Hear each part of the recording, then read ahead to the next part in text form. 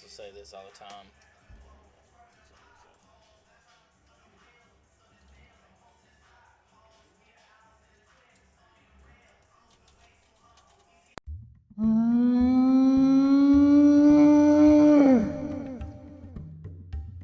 My name is Logan Rose. I'm from Fort Lauderdale, Florida, and I went to Northeast High School. My name is Josh Compton. I'm from Jackson County, Georgia, and I went to East Jackson High School. My name is John Baroa. I'm from Miami, Florida, and I attended Southridge Senior High School. My name is Aiden Robertson. I'm from Atlanta, Georgia, and I went to Mill Creek High School. Austin Haug, Southeastern Community College, Burlington, Iowa, Royal Palm Beach High School. Hey, I'm Bailey McGinnis. I'm from Forest City, North Carolina, and I went to Chase High School, class of 2020. Bowden Witcher, Loganville, Georgia, Loganville High School. My name is Brandon Herbert, came from App State. I'm from Fayeteville, class of 2018. My name is Caleb Adair from Athens, Georgia, and I went to East Jackson High School. My name is Cameron Moss. I'm from Point Beach, Florida, and I went to Olympic Heights High School. I'm Carter Hensley, and I attend Lenore Community College, and I'm from Chase High School. I'm Cole Curtis from Douglasville, Georgia, and I attended Alexander High School. My name is Connor Bednack. I'm from New Orleans, Louisiana, and I went to Jesuit High School. My name is Darren Munoz. I'm from Miami, Florida, and I went to Florida Christian High School. My name is Davis Turner. I'm from Mooresville, North Carolina. Transferred from North Ryan University. Graduated from Mooresville High School in 2019. My name is Dawson LeBeau. I'm from Bruley, Louisiana, and I went to Bruley High School. My name is Dylan Arms. I'm from Dallas, North Carolina. I went to North Gaston High School. I'm Graham Brown from Harrisburg, North Carolina. I went to Hickory High School, class of 2020. My name is Greg Johnson. I'm from Beaufort, Georgia, and I graduated from Beaufort High School. Hey, I'm Hunter Shute from Forest City, North Carolina. I'm a class of 2020, and I went to East Rutherford High School. I'm Jack McKinney from Forest City, class of 2020. My name is Kyle Flynn. I'm from Clearwater, Florida, and I went to Calvary Christian High School. My name is Lawrence Giallo. I'm from Augusta, Georgia. I went to Grovetown High School. Logan Brock from Leonardtown, Maryland, freshman, went to Leonardtown High School. My name is Mason Dugas. Graduated from Ida Baker High School, live in Cape Coral, Florida. My name is Mike Huber. I'm from Pittsburgh, Pennsylvania, and I graduated from Thomas Jefferson High School. I'm Nate Rude. I'm from Lexington, South Carolina. Came from North Greenville University. My name is Noah Sigmund. I went to East Lincoln High School. I'm from Denver, North Carolina. My name is Kyrus Dawson. I'm a freshman from Washington, D.C. I went to North Carolina A&T and St. John's College High School. My name is Parker Shope. I'm from Flowery Branch, Georgia. I previously came from Piedmont College, and I graduated high school at Cherokee Bluff High School. Quentin Romo from Felician University, hometown Royal Palm Beach, Florida, Royal Palm Beach High School.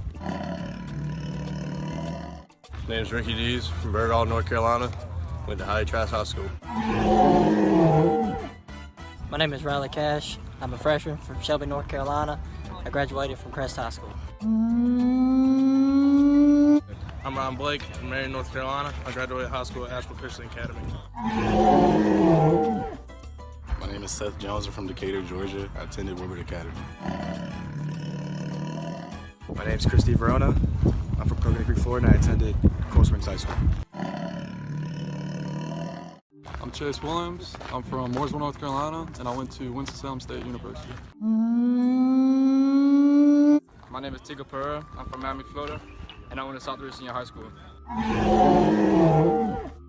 Tyler James, Westminster, South Carolina, class of 2007, ABC Building Blocks. I'm Patrick Hogan, class of 2020, from Houston, Texas. Graduated from Bridgeland High School. My name is Zachary Wilson. I'm a freshman from Bellwood, North Carolina, and I graduated from Burns High School. My name is Michael Green from Shelby, North Carolina. Graduated from Crest High School. My name is Blake Decker. I'm from Johns Creek, Georgia, and I transferred from Lurleen B. Wallace Community College. My name is Derek Ortiz. I live in Cape Coral, Florida, and I graduated from Ida S. Baker High School.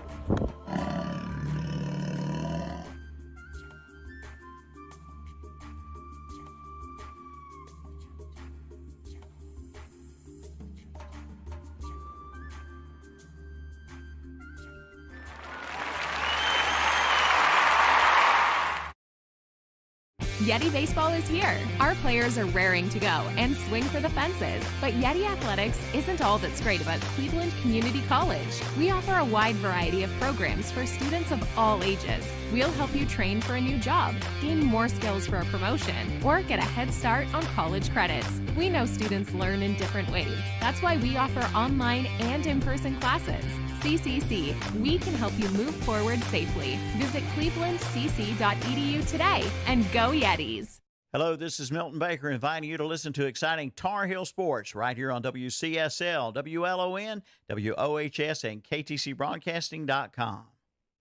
Listen to Atlanta Braves baseball on WCSL 1590 AM, 92.3 FM in Cherryville and online at KTCBroadcasting.com. Watch and listen to the Shock Jock Sports Podcast on Facebook Live and YouTube. Watch the Shock Jock Sports Podcast by KTC Broadcasting live on Facebook and listen on Apple, iTunes, and Spotify.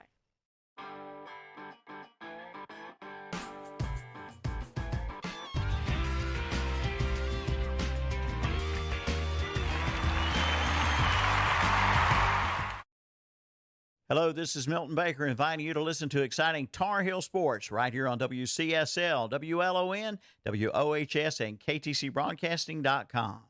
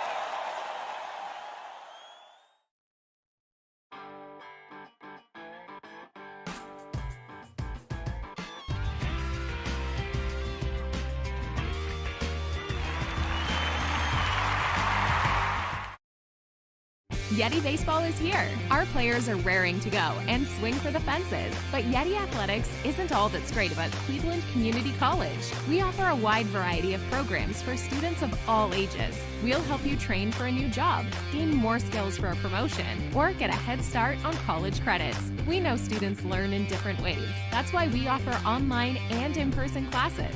CCC, we can help you move forward safely. Visit clevelandcc.edu today and go Yetis.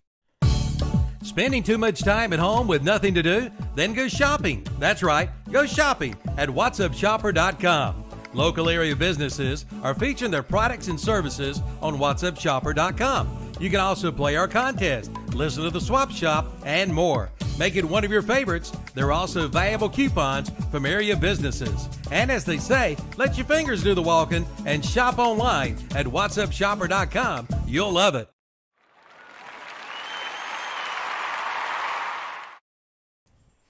All right, folks, welcome out to McNair Field here, live from Forest City, North Carolina. I'm Matt Chapman here with Jason Sane, bringing you Game 2 of this Friday afternoon doubleheader between the Cleveland Community College Yetis and the Fayetteville Tech Trojans. Jason, you were here for Game 1 with Kevin. Just wrapped up a 10-2 Yetis win, and so they'll be looking to build on that momentum here in Game 2. I know you've got the Yetis lineup for this second game here this afternoon. So who are they going to be running out there? Yeah, we got the batting order. Don't really have the positions. Can take a pretty good guess, but got Munoz leading off. Got Ortiz batting second. Kyers Dawson batting third. Huber in the cleanup spot batting fourth. Then we got Riley Cash batting fifth. Yaniel Baroa batting sixth. Turner in the seventh spot. Behind him we've got Shope. And rounding out the lineup in the ninth spot is McKinney. All right, so that'll be the lineup for the Yetis here in Game 2, looking to make it 2 victories here in today's doubleheader. As we said, they won the first game 10-2 just a little while ago. So a good performance to start this day for the Yetis, and they've had some good success against this Fayetteville Tech team. They've won 3 of the 4 they've played against them this season, took 2 or 3 earlier in the season, and then obviously this first game here today, and they'll play second one today, and then they'll play again on Sunday. Is that right, Jason? Yeah, I believe so. They may not be playing on Sunday. I think it was this team that they were supposed to play Sunday. Supposed to play this doubleheader tomorrow and then play them again on Sunday. And I think all the games may have got moved into this doubleheader here today. Okay, gotcha. Got some weather on the way this weekend, definitely tomorrow, so they're trying to get these games in as they can. Jason, I was listening to you guys. I caught the last couple innings on my way out here, you and Kevin, and it's not a big game for the bats for the Yetis. I believe it was it Ortiz, right, that hit that big home run? Is that right? Yeah, that was Ortiz with a two-run home run there in the 6th. And was that over this 25-foot wall over here? Is that right? Yeah. Nice. Yeah. He leads the team in home runs. Added to the home run total, I think that was number 6 that he sent over the 25-foot left field wall. Yeah, that's got to get a hold of one to get it up over that one for sure. All right, so the Yetis take the field, and we're about ready to start up as the field crew gets the hose off the field. They were wetting the infield dirt. Yep, the Trojans will come to bat first here in this one, top of the first. Obviously, the Yetis playing here at home, the final home series of the season for the Yetis. So I know we've enjoyed bringing you these broadcasts here on KTC Broadcasting, this great partnership with the Yetis. I'm excited to get my first look at them here today, even though it's so late in the season. Interested to see who they'll have on the mound for this one. Do you know yet, Jason? No, that's the one thing I didn't have in the lineup. Didn't have positioned or our starting pitcher. May not have known who it was going to be. Now, it was Compton who pitched the first game, correct? That's right. Complete game for Compton. His second of the season and only the third for the Yetis in general. Our pitcher walking out. I haven't seen the number yet. Don't think that could be quite right. Looks like Luke Wilson, but I don't think he's pitching. See if we can get it. Number 23, not number 2. I get you. See if I can. 23, Bailey McGinnis. Yeah, McGinnis. The right-hander will be on the mound for the Yetis today. He leads the Yetis with 55 2/3 innings pitched this season. He sports a 3-3 record. He's started 5 games. He's appeared in 12. A 4.20 ERA on the season. And I believe that is the low for the Yetis, at least among guys with double-digit innings pitched this year. So the ace on the mound for the Yetis this season has been McGinnis, and he'll go here in Game 2 this afternoon. Some filthy stuff for him. 65 strikeouts in just 55 2/3 innings. Like I said, 27 walks allowed, 10.5 Ks per 9. So he's tough to hit when he's got it going. And the Yetis will hope he's in the groove here this afternoon. They got a good performance out of Compton, as you said, his second complete game of the season, just the third for the Yetis as a whole. So McGinnis will try to follow that up with a good outing here in Game 2. We do apologize, folks. We don't have the lineup pregame for Fayetteville Tech, so we'll be hashing that out as they come up to the plate. Does look like leading off will be number 22, outfielder Cole Pletcher. So we are about ready to get this one started here. McGinnis just threw his final warm-up pitch, and Pletcher will step into the box for the Trojans. Pletcher, an outfielder from Concord, North Carolina, went to Northwest Cabarrus High School. He'll get things started for the Trojans here this afternoon.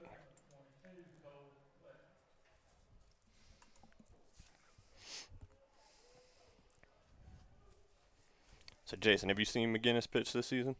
Yeah, a few times. Yeah, he's pretty good. Yeah, he throws well when he's on. I've seen him have a bad outing. Some good heat on But that not fastball. often. A little outside, so 1-0 to start here.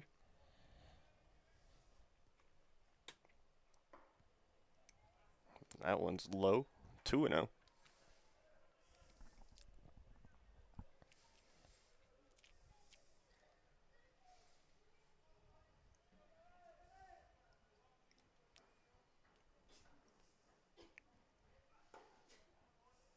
And that one looks like a little high on the fastball there, so 3-0. McGinnis trying to find the release to get this one started here this afternoon. And a 4-pitch walk will open us up. So Pletcher draws the base on balls for the Trojans, and he'll head over to first. And now stepping in for Fayetteville, number 14, Riley Cottle, outfielder from Lumberton, North Carolina, and Southview High School. Right-handed batter.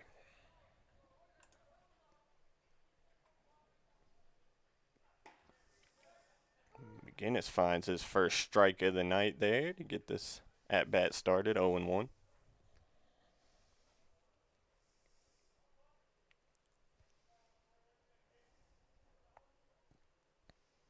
Not a huge lead off first for Pletcher. Popped out of play. Yep, hit foul. 0-2 now. McGinnis will try to put him away here.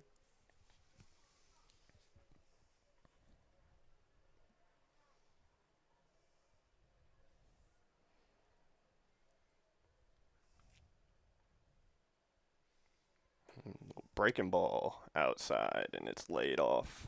So 1 ball, 2 strikes now.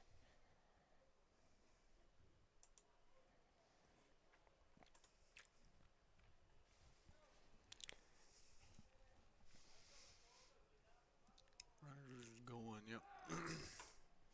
Throw down by Turner way over Ortiz's head into center field. Up with it quickly is Baroa. Stolen base for Pletcher. Pletcher in there at second easily. Throw over would have got him. He was leaning hard. He kind of just sold out. So it's 2-2 now, as that one called for a ball before the throw over to second.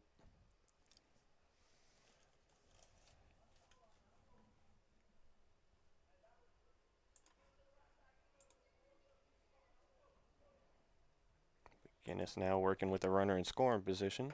And the high fastball gets him a strikeout. So runner on second now, 1 out as Cottle goes down swinging on the high heat from McGinnis, his first strikeout of the night.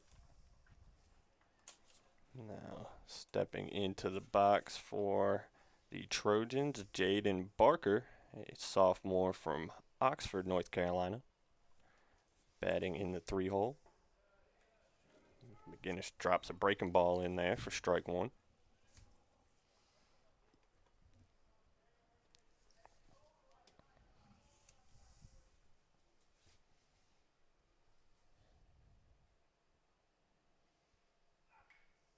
And that one fouled to the backstop, 0-2.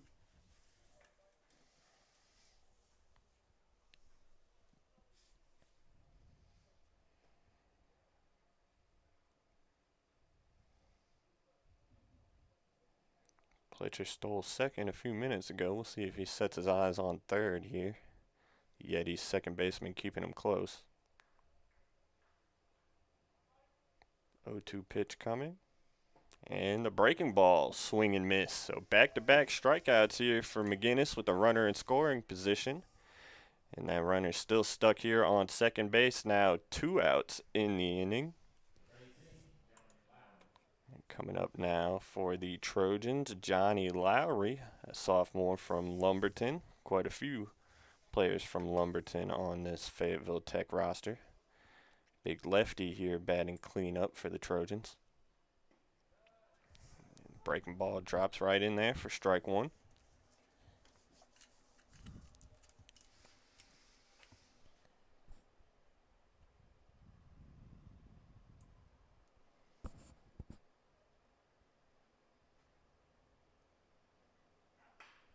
That one hit the shortstop.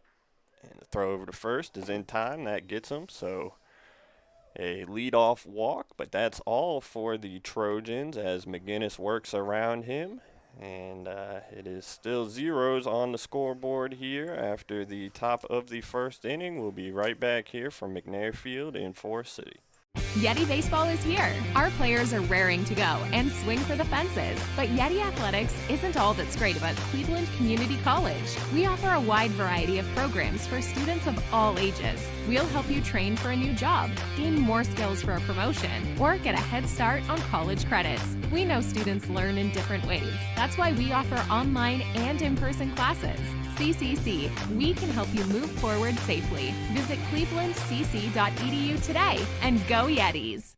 Hello, this is Milton Baker inviting you to listen to exciting Tar Heel sports right here on WCSL, WLON, WOHS, and KTC Broadcasting.com. Listen to Atlanta Braves baseball on WCSL 1590 AM, 92.3 FM in Cherryville and online at ktcbroadcasting.com. Watch and listen to the Shock Jock Sports Podcast on Facebook Live and YouTube. Watch the Shock Jock Sports Podcast by KTC Broadcasting live on Facebook and listen on Apple, iTunes, and Spotify.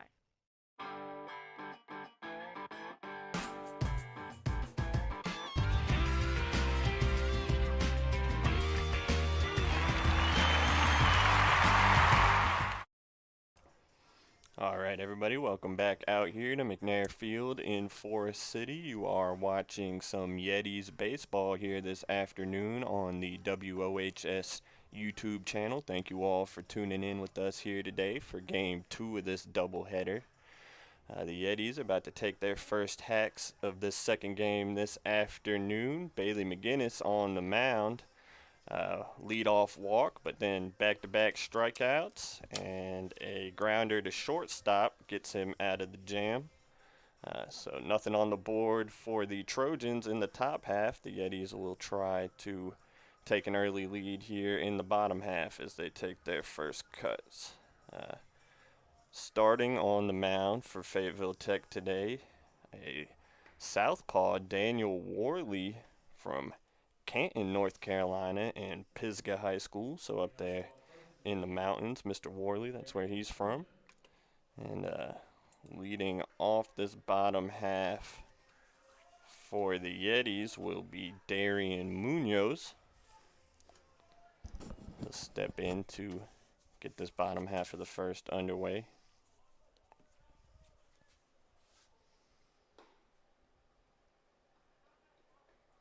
First pitch misses, ball 1.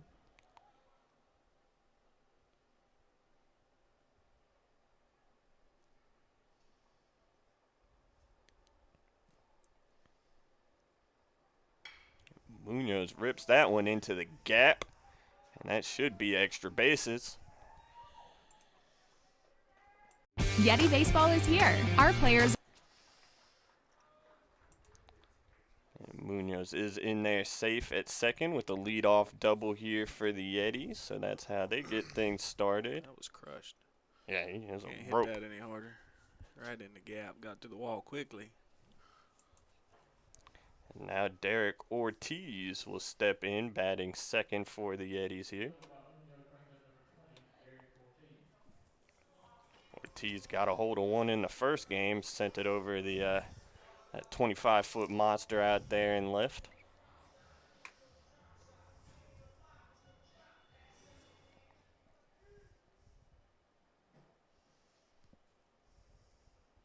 So runner in scoring position early here for Munoz, trying to get the Yetis on the board quickly. Breaking ball in there in the dirt for ball one.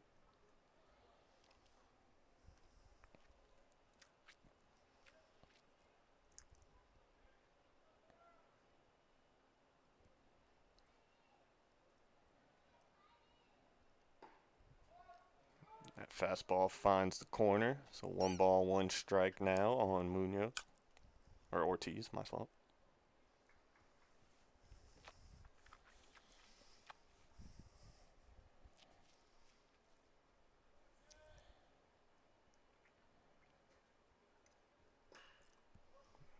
And that one's hit fouled off down the first base side. Catcher interference. Ortiz goes to first. Must have nicked the catcher's mitt before he hit the ball. Yep, and that'll put runners now on first and second for the Yetis with nobody out. And that'll bring up the 3-hole hitter, Kyrus Dawson, leading the Yetis this year coming into today with a .347 batting average. So just the man you want at the plate in this situation. That's why he's in the 3-hole.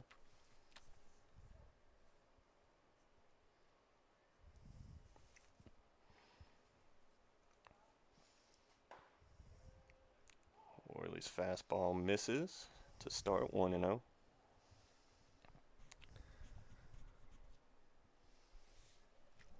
Some early trouble here on the mound for Worley. That one misses inside by a good bit, 2-0.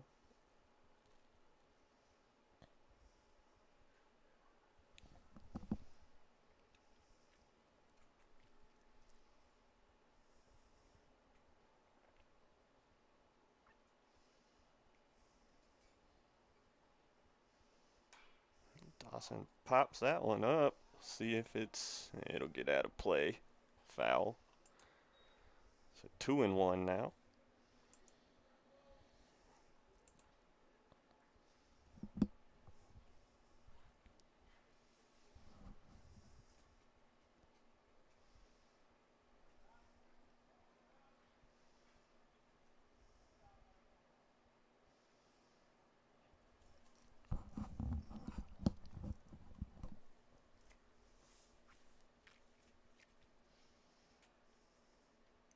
Two-one pitch coming. Dawson swings through it. 2-2 as Worley tries to fight back in this at bat.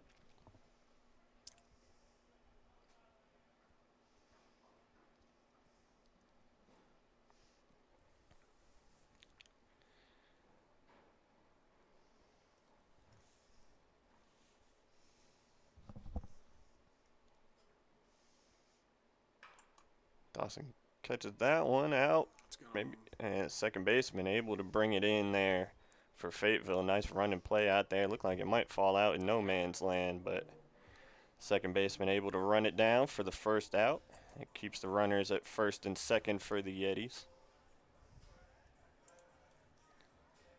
Big number 24, Mike Huber, coming in to batting clean up in this one.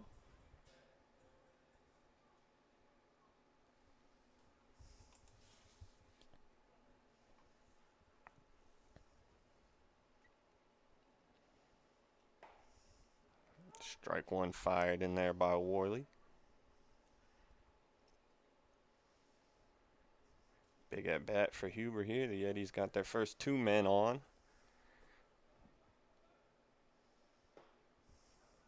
Worley fires another strike, so quickly 0-2 now to Mike Huber.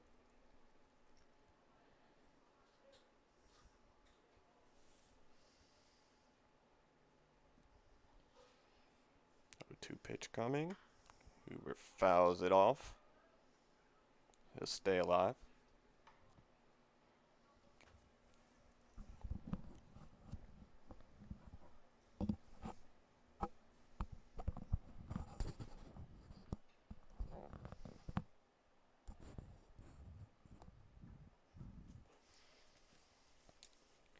Runners on first and second, 1 out here in the bottom of the first for the Yetis. Huber at the plate, 0-2.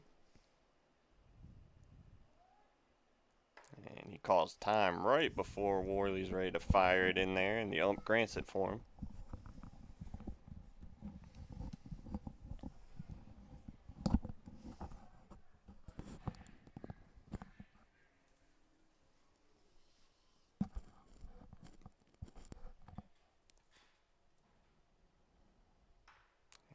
Huber fights off the 0-2 pitch.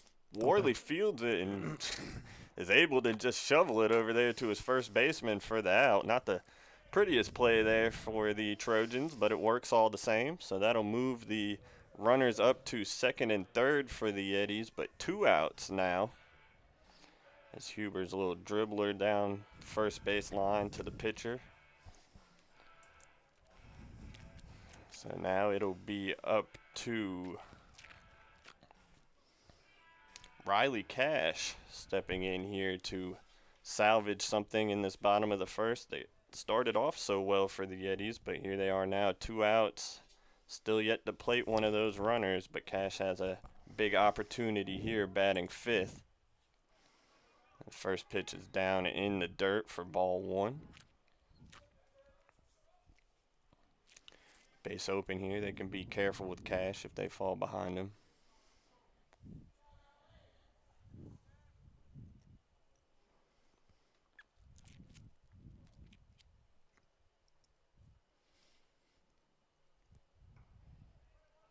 Another pitch inside, 2-0.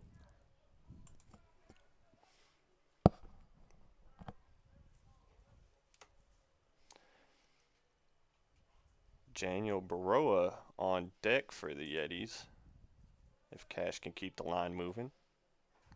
And that breaking ball falls in there for strike 1, 2-1 now.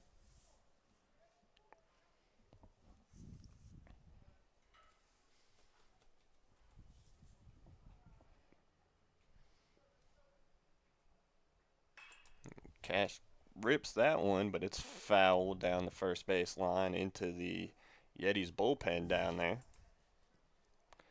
So 2-2, 2 on, 2 outs.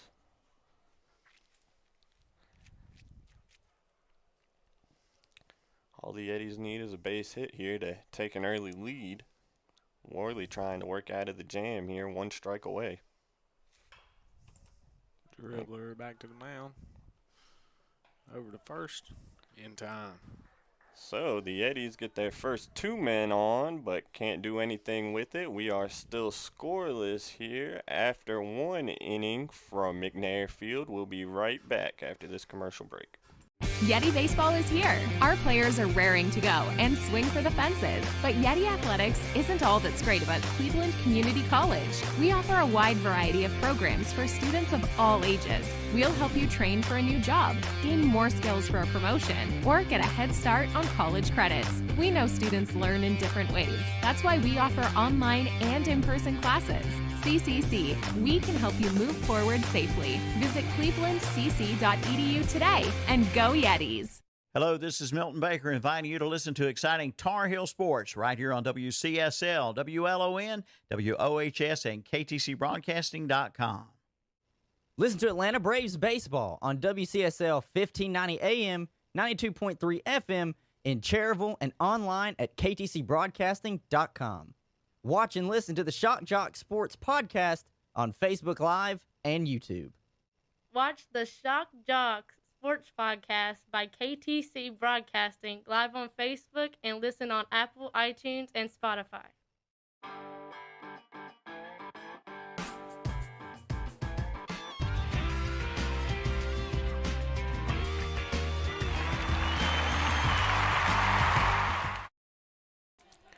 Welcome back here to McNair Field, where the Yetis and the Trojans remain scoreless after 1, despite both sides putting a runner in scoring position in that first inning. The Yetis in the bottom half lead off double, and then a second man reached on catcher's interference, and they both ended up in scoring position, but unable to get either of them home as just a little tap back to the pitcher ended that bottom half of the first inning.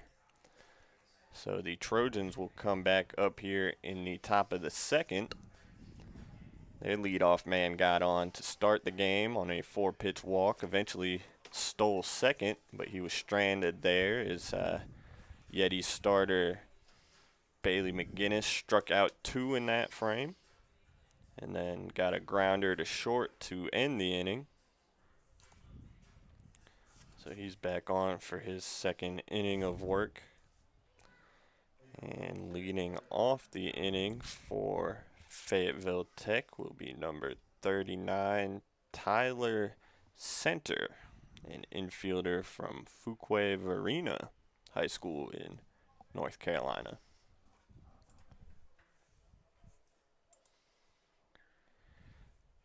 McGinnis gets set to pitch to the lefty. His first pitch is inside for ball 1.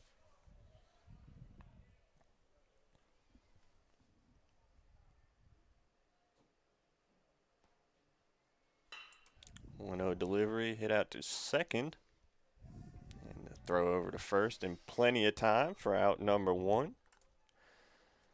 So McGinnis has settled in here on the mound after that 4-pitch walk to start the game. He seems to have found his groove now.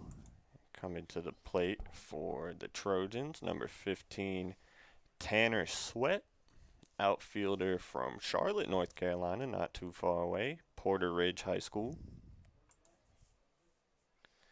He steps in, another lefty with 1 out, and he swings and misses at that first pitch from McGinnis, so he falls behind 0-1. Like he tried to hold up, but too late. McGinnis drops a breaking ball in for strike 2, quickly 0-2 now.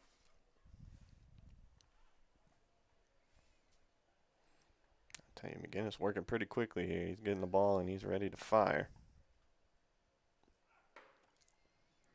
That fastball misses outside, 1-2.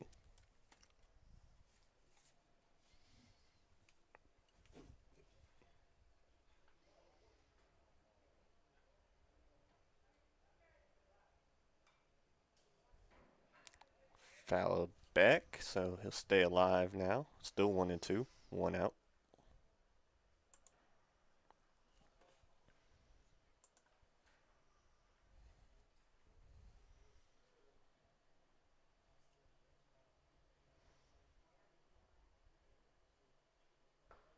And a breaking ball, he strikes out. So strikeout number 3 already here for McGinnis, and that's out number 2 in this top of the second.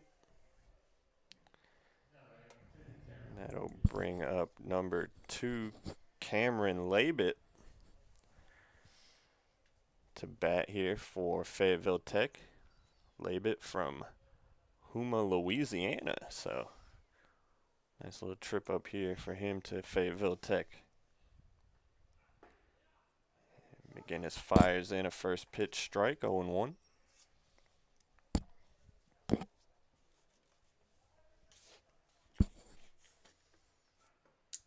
Another fastball right by him, 0-2. So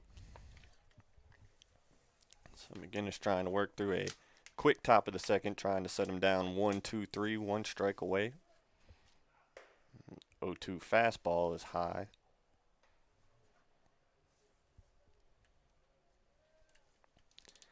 See if he goes back to the breaking ball here to try and finish him off.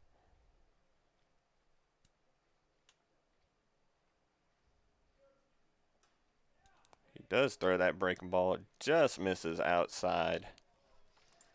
Good job there by Labit holding off that one.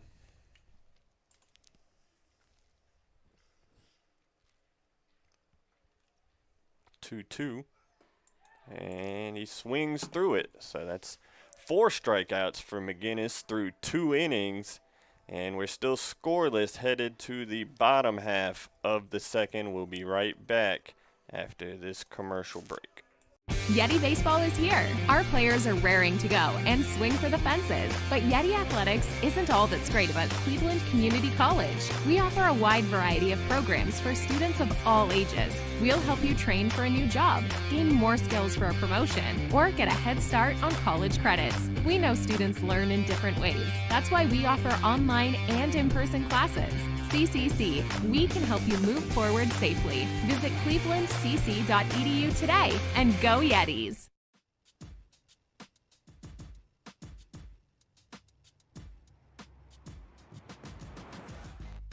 Shock Jock Sports Podcast by KTC Broadcasting, live Mondays and Wednesdays, 2 p.m. Listen on Spotify, Apple iTunes, replays on YouTube, KTC Sports, KTCBroadcasting.com.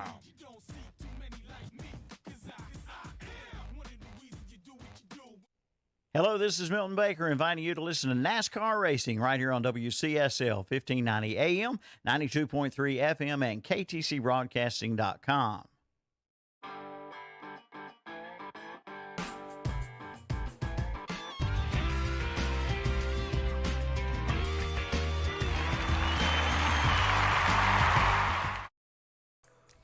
Welcome back, everyone. Still scoreless here from McNair Field as we get ready for the bottom half of the second inning.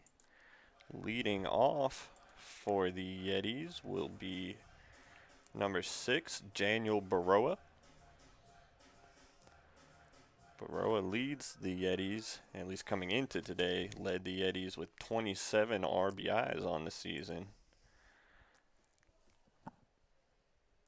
Nearly got to the plate with some runners in scoring position last inning as the Yetis put their first 2 men on but couldn't bring them home. Worley, the Fayetteville Tech pitcher, able to settle down after a rocky start, and here he is to start the bottom of the second. Berea gets a piece of that one. Pitcher can't field it cleanly. Would have been a tough play anyways, so Baroa is safe down there at first, and runner on for the Yetis to start this second inning.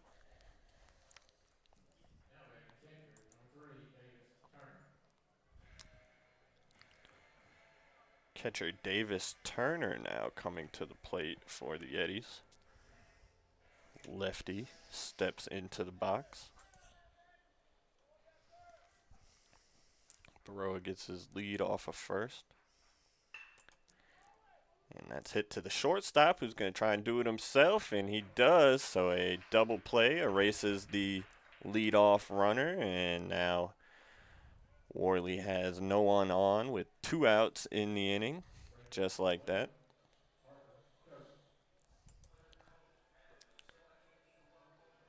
Now, number 11, Parker Shope, will step into the box for the Yetis.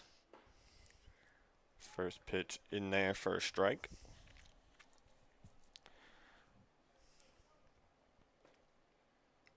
Ball 1. I thought McGinnis was working fast. This kid Worley is really letting it go. And Shope swings and misses at that one. 1-2 now.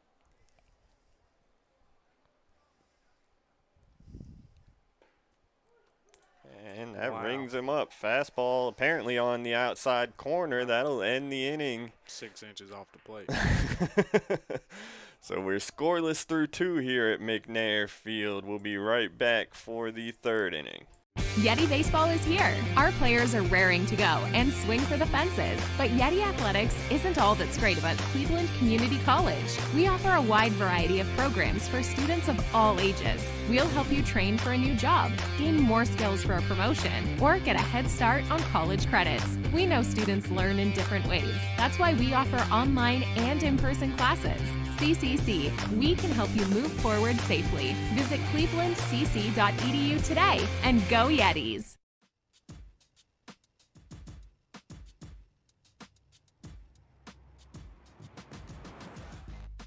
Shock Jock Sports Podcast by KTC Broadcasting, live Mondays and Wednesdays, 2 p.m. Listen on Spotify, Apple iTunes, replays on YouTube, KTC Sports, KTC Broadcasting.com.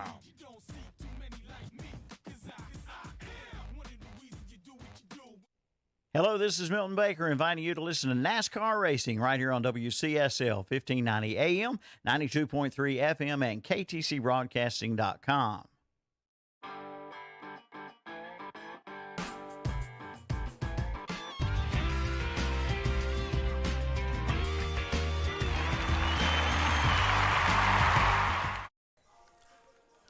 All right, folks, we're back to start the third inning here at McNair Field in Forest City. Seems like both of these pitchers have settled into this one after a quick second inning. McGinnis, the Yetis starter, 4 strikeouts through his first 2 innings of work. Just a leadoff walk in the top of the first is all that's on his ledger so far. Stepping in for the Trojans, number 29, that is Antonio Martinez out of Sunrise, Florida. And McGinnis, his first pitch is outside for a ball.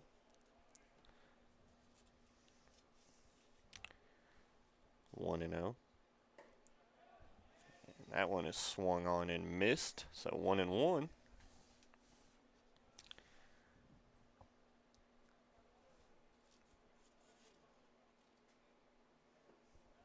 Big breaking ball, not able to catch the strike zone, so 2-1.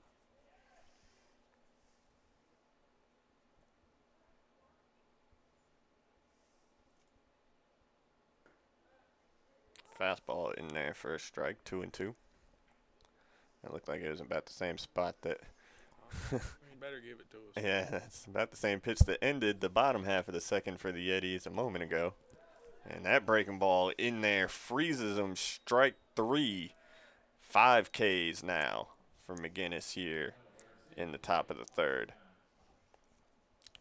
So 1 out for the Trojans. Stepping in, number 36, Jay Oxendine, an infielder from Maxton, North Carolina.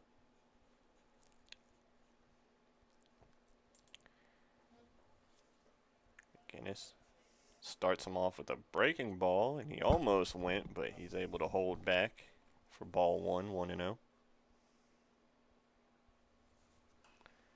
Jams him with that fastball. He fights it off foul. 1-1.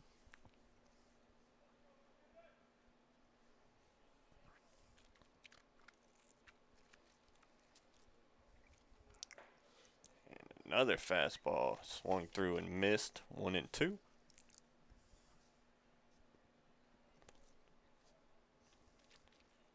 McGinnis looking for his 4th consecutive strikeout. This one's popped up over by first. The second baseman calls him off and makes the grab in foul territory for out number 2.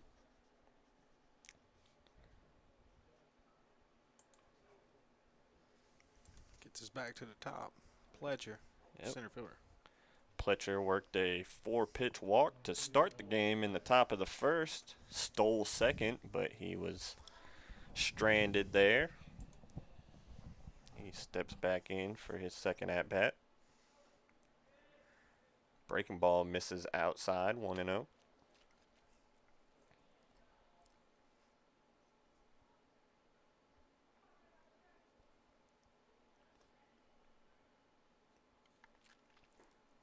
That breaking ball finds the strike zone, 1-1.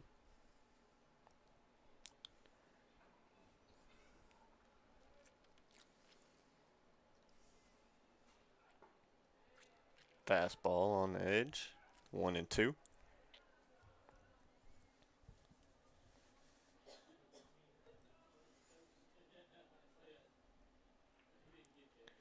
And a breaking ball, he swings and misses. So 6 strikeouts for McGinnis through 3. He's set down 9 in a row. We are scoreless still, heading to the bottom of the third from McNair Field. We'll be right back.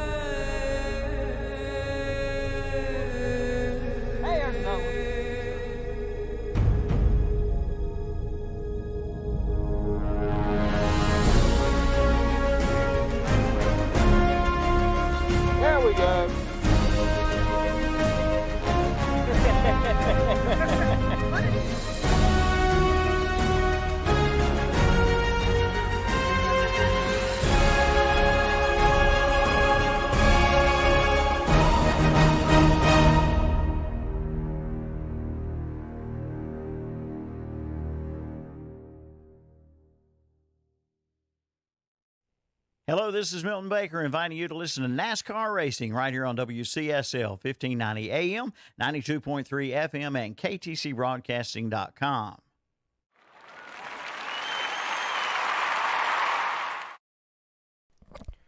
Welcome back here to McNair Field for the bottom of the third. Still scoreless here in this second game of today's doubleheader between the Yetis and the Trojans of Fayetteville Tech. That first pitch is outside for ball one. At the plate for the Yetis, number 26, Jack McKinney leading off the inning. And another ball outside, 2-0 to McKinney. The Yetis led off last inning with an infield single, but a quick double play and then another out, a 1-2-3 ended up being for the Yetis in the second. 3-0 now to McKinney. Looking to work a leadoff walk. And he will. 4 straight balls to start the bottom of the third. McKinney will take first base, and the Yetis will get back to the top of the lineup with number 7, Darian Munoz. Ripped a double into the gap to lead off the game for the Yetis. Yep. Needs to figure out that he's going to have to bunt these guys over at some point. Had the leadoff runner on every inning. Yeah. Hasn't crossed our mind yet. Let's see if Munoz bunts here. Nope. He's swinging. Fouls that first one off, 0-1.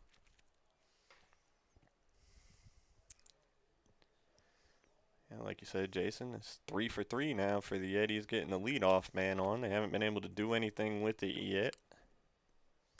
Munoz flies that one out to right center, brought in by the center fielder for out number 1. As McKinney retreats back to first base. So good contact there for Munoz out to center, but Now he'll do something foolish. Try to steal second or something. Instead of bunting him over and get thrown out. Just have nobody and 2 outs. Ortiz stepping up to the plate for the Yetis. He reached via catcher's interference last time. High fastball for a ball, 1-0. They've got their eyes on McKinney over there at first. Trojans maybe expecting a steal here. 2-0.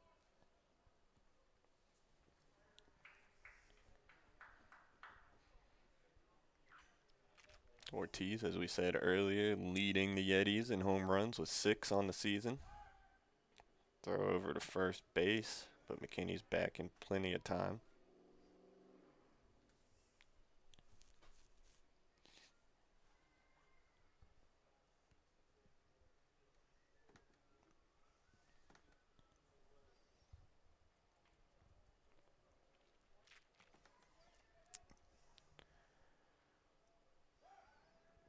Checks first again. McKinney in there without a slide.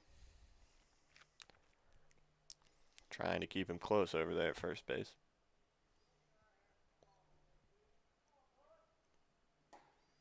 Two-0 pitch just gets the edge of the strike zone. 2-1 now.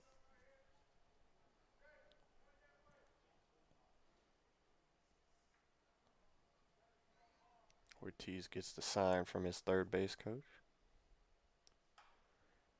That one hit foul over by first, so Worley works it back to 2-2.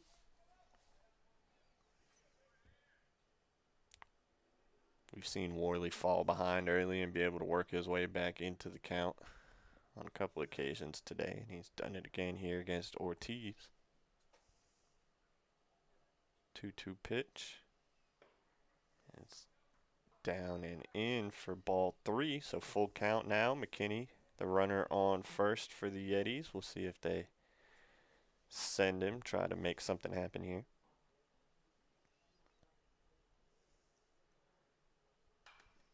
Ortiz fouls off the 3-2 pitch, so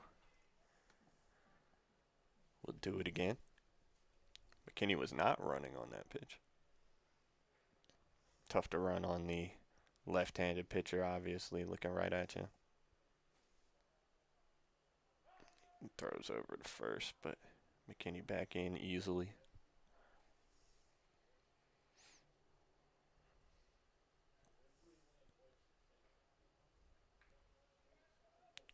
So full count here to Ortiz. And McKinney is running. And ball four, so all for naught. Runners on first and second now with one out as Ortiz reaches base for the second time this afternoon. And so for the second time today, Kyrus Dawson will step in with runners on first and second.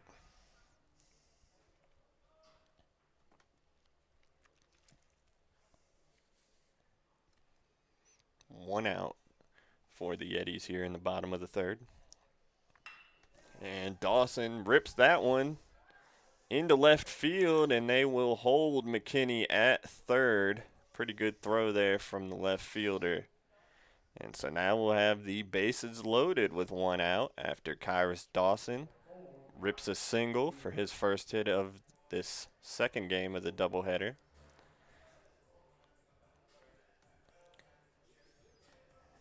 That will bring up Mike Huber to bat with the bases loaded and one out for the Yetis as he talks with his third base coach down there. Let's see what the Yetis do here.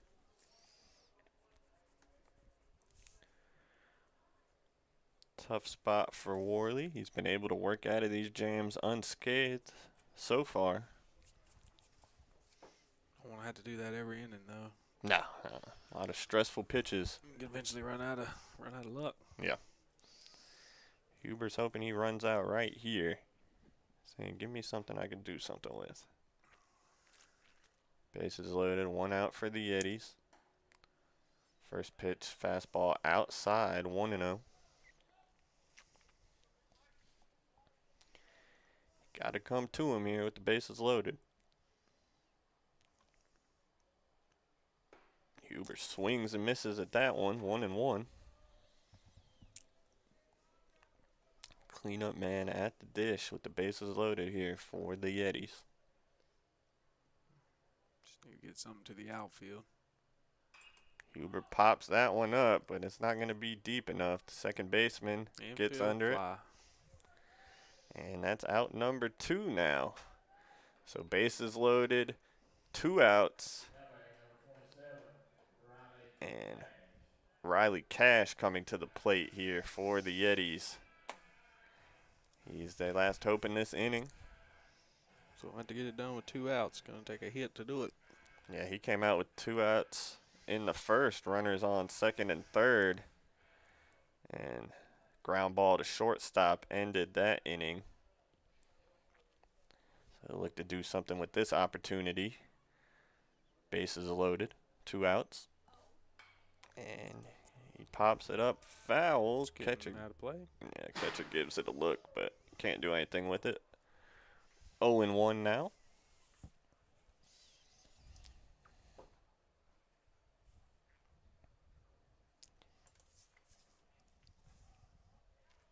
Cash from Shelby, North Carolina. Well known to most of you probably. Big opportunity for him right here in this bottom of the third inning, trying to get on the scoreboard here for the Yetis. 0-1 pitch. Worley being much more methodical with runners on than he was in that second inning when he was working real quick. Cash swings through that fastball, now 0-2. So he's going to have to battle here.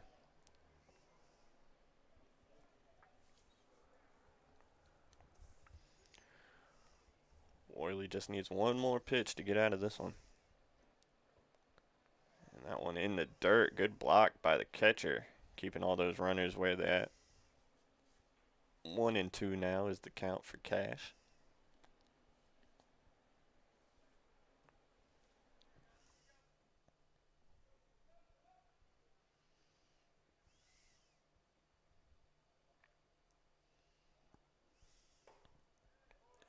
He's worked it back to 2-2, even the count up. 2-2 count, bases loaded, 2 outs in the inning for the Yetis.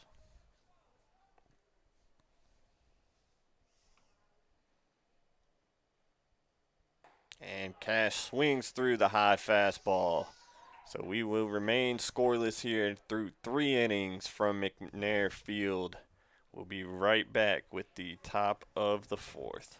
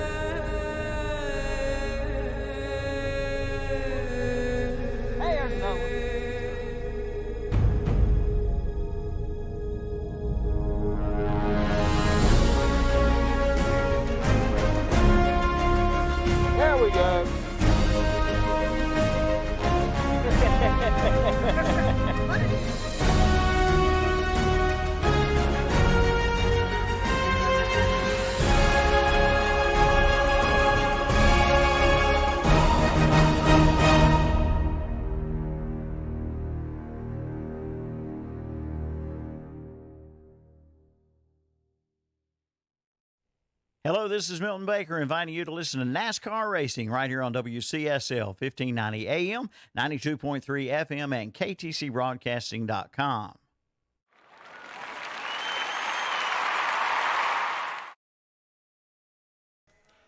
Welcome back, everybody, as we get set for the 4th inning here from McNair Field between the Yetis and the Trojans. Still scoreless. Yetis leave the bases loaded in the bottom of the 3rd. They've now left 5 runners on through these first 3 innings here in the 2nd game of today's doubleheader. Bailey McGinnis back to the mound for this 4th inning. He has been dominant so far today. 6 strikeouts through 3 innings. He's retired 9 straight batters since issuing a leadoff walk to start the game. You got to keep it up. We can't score. Yeah, he's doing his part. He's got the leadoff runner on every inning. Riley Cottle leading off the inning for Fayetteville, and he takes ball 1 high to get the at-bat started.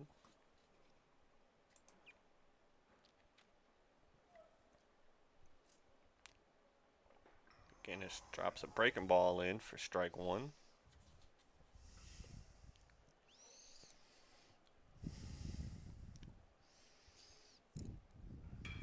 Fastball, flied out towards right field.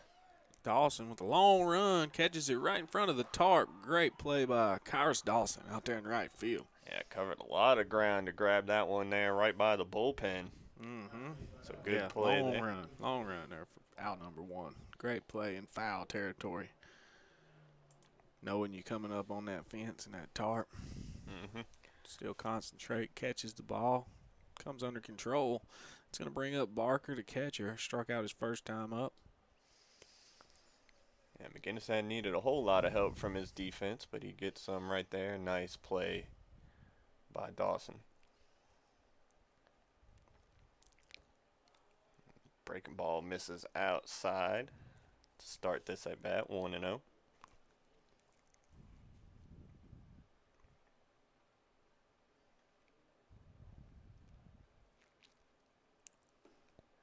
Another breaking ball gets a swing and miss.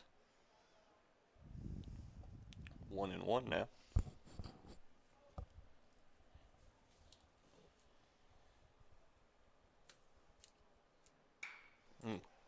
Good contact there, and that'll be the first hit of the day of this game. Game 2 for Fayetteville. The Trojans get a man on with that single out to left field. So the no-hitter broken up for McGinnis. He'll just have to settle in now, get back to work.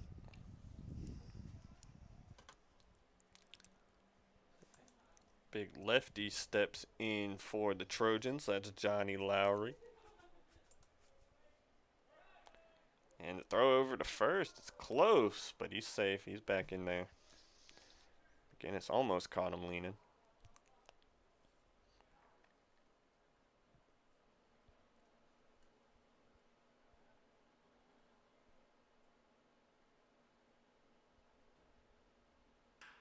Breaking ball is tagged. And it's in the gap. And that'll put runners on second and third with just one out now for the Trojans.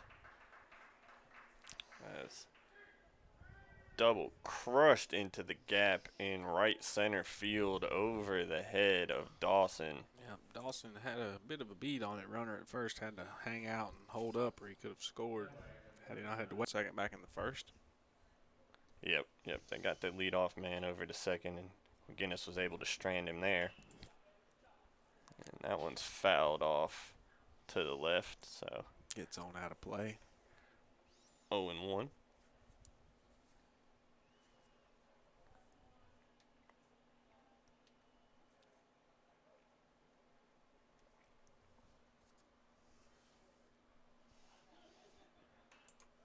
That one fouled straight back. 0-2 now.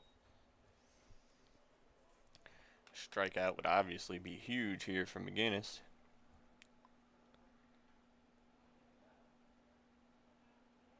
He recorded 6 of them his first time through the order. He's yet to get a punch out in this frame.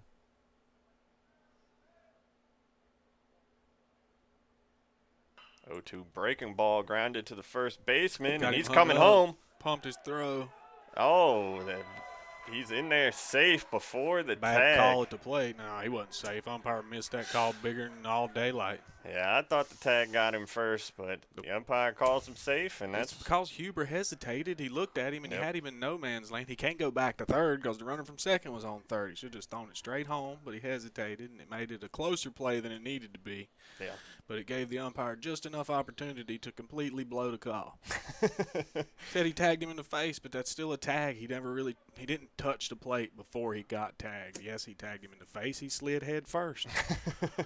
that's the risk you take.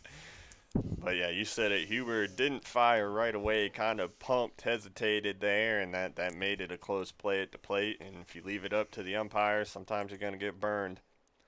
And so the Trojans are on the board first here with that ground ball to the first baseman, scores a run. And they now have first and third with just one out here. Catcher even had the plate blocked off. Yeah. I don't even know if he ever even touched the plate. Yeah. Certainly didn't touch plate before he got bent in half by the tag. Safe. The catcher couldn't believe it at all. The catcher was looking around for another out, and when about 3 seconds after he made the tag, he realized the plate dump had caught him safe, and he turned around and asked him, "Did you really call him safe?" And then the coach came out to see why he caught him. So I don't think anybody but the umpire thought he was safe. So much so that it took a few seconds to realize he had caught him safe. Then everybody got to come see what the heck he saw that nobody else in the ballpark saw. Just awful. Just awful. Yeah, we've seen Why we even bother? It's 1-0. Could be the only run of the game. It's a terrible, terrible call. Seen a couple questionable calls from this home plate umpire so far. Questionable is one thing in a nothing game, and an obvious easy call. You want to come out of nowhere, call a guy safe that everybody in the park thought was out. And now the quarters in the merry-go-round. Yeah. Hit a ball to right field and trying to throw a runner out at third. It gets over his head and goes into dead ball territory. Yep, starting to snowball a little bit on the Yetis here as 2 runners cross the plate on that single to right. An error will be charged on the right fielder for that errant throw to third. Airmailed him. But the Trojans now on top 3-0. And the batter gets third. Yep, runner on third, just one out still in the inning. And they look to put down a bunt. A little safety squeeze. With only one out instead of 2 like there should be, that's an option. Yep. So we'll see. 0-1, that bunt. Trying to pick up that 4th run here if you can. Runner on third, 1 out. Yeah, any way you can get that run. Squeeze a good choice. Labit at the plate. He's swinging that time, fouls it off to the right. First base in on the grass now kind of takes away the safety squeeze, but could still suicide. 2 strikes on him now, probably going to be swinging. That's the best time to do it. Yeah, definitely wouldn't be expecting it. 0-2 breaking ball. He swings and misses, so big strikeout there for McGinnis. Because that could happen anyway. Wouldn't you rather him try to put one in play, maybe scored a run, even if it trickles foul? Yeah. Same strikeout. Well, Jason, I just heard Kevin watching from the office said it looked out at home. He was. To him, Tell too, Kevin, Kevin, if you're listening, he was out by a mile. Like I said, I'm not even sure he ever even touched the plate. The catcher caught the ball with plenty of time, squatted down in the right-hand batter's box. That's why he dove around him in the first place, tagged him in the face. That was the umpire's whole thing. He tagged him in the face. He slid head first. Yeah. I guess you're supposed to tag his fingertips. Bang, bang play. Kind of tough to be that precise. But I'll tell you what's tough to be. It's tough to be that precise and to think that you saw that as an umpire, that you saw him slip his hand under the tag even though the ball beat him there. That's what's hard to believe, is that you saw that. Some incredible vision. What you made that up is what you did. You made it up on the spot.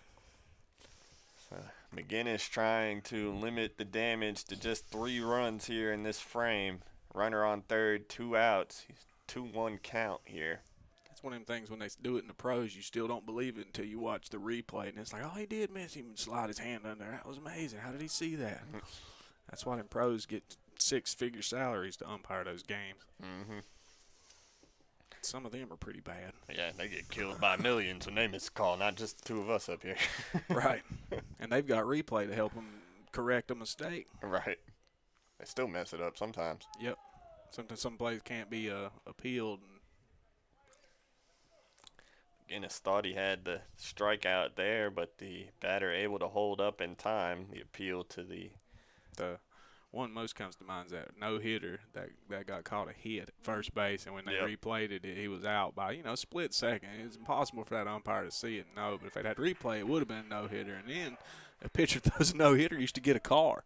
Yeah. So he, cost that guy a car with that back call. Who is it, Galarraga? I think that was the pitcher. And I think he had thrown one before. It wasn't even his first no-hitter, so it's not like it was inconceivable. You just got to be really sure about that first out of the game when it's late. You give the 50-50 ones the bangers. You call them safe just because, or you call them out just because you have to know it's a hit when it's the first hit of the game. Yeah, for sure. The only other time I've seen it is when it was the first inning and an umpire called a close one a hit, and then that'd be the only hit of the game. And then you're thinking back, well, I ain't even so sure that first hit back in the first inning was really a hit. As I recall, it was bang, bang at first, and it's just we didn't know that it was going to be the only hit at the time. Yeah, it's a tough one. Yeah, that's when you almost rather give up a rocket. Yeah. Yep, I've just heard you got to be sure about the first one when it's a no-hitter. And McGinnis, kind of like a called strike 3. You got to know it was a strike. You can't go out and get strikes. When it's a called strike 3, then you took the bat out of the batter's hand. He didn't have a chance to try to hit when it was not a strike and you called it a strike. How was he supposed to know he was supposed to swing at that pitch 2 balls off the plate or that curve in the dirt that you was going to call? Mm-hmm. Same thing with a pick off at first. He's already got first, so before you take it away from him, you better be sure he was out. That's why you see so many picks called safe. Pop up to the infield here, should be the 3rd out. Shope squeezes it, and that'll do it. But not after 3 runs come across. And the Yetis are down 3-0 to the Fayeteville Tech Trojans. We'll be right back. Spending too much time at home with nothing to do? Then go shopping. That's right, go shopping at whatsupshopper.com. Local area businesses are featuring their products and services on whatsupshopper.com. You can also play our contest, listen to the swap shop, and more. Make it one of your favorites. There are also valuable coupons from area businesses. And as they say, let your fingers do the walking and shop online at whatsupshopper.com. You'll love it. Watch the Shock Jocks Sports Podcast by KTC Broadcasting live on Facebook and listen on Apple, iTunes, and Spotify. Hello, this is Milton Baker inviting you to listen to Post 100 Baseball right here on WCSL 1590 AM, 92.3 FM, and KTCBroadcasting.com. Listen to Atlanta Braves Baseball on WCSL 1590 AM, 92.3 FM, in Cherville and online at ktcbroadcasting.com. Watch and listen to the Shock Jock Sports Podcast on Facebook Live and YouTube.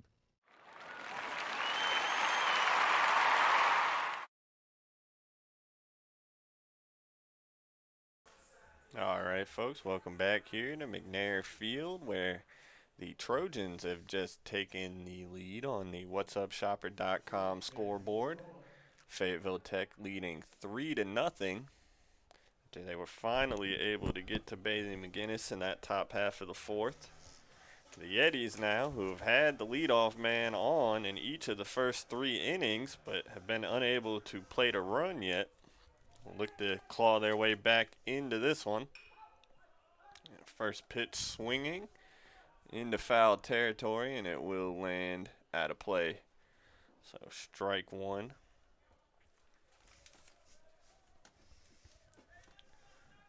This is Daniel Baroa leading off the inning here for the Yetis. He also led off the second inning with an infield single, quickly erased by a double play ball.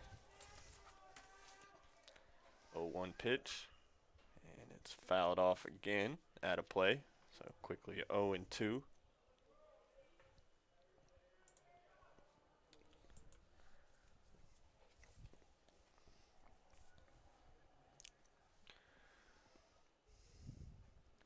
Timeout called at the plate. Baroa will dig back in.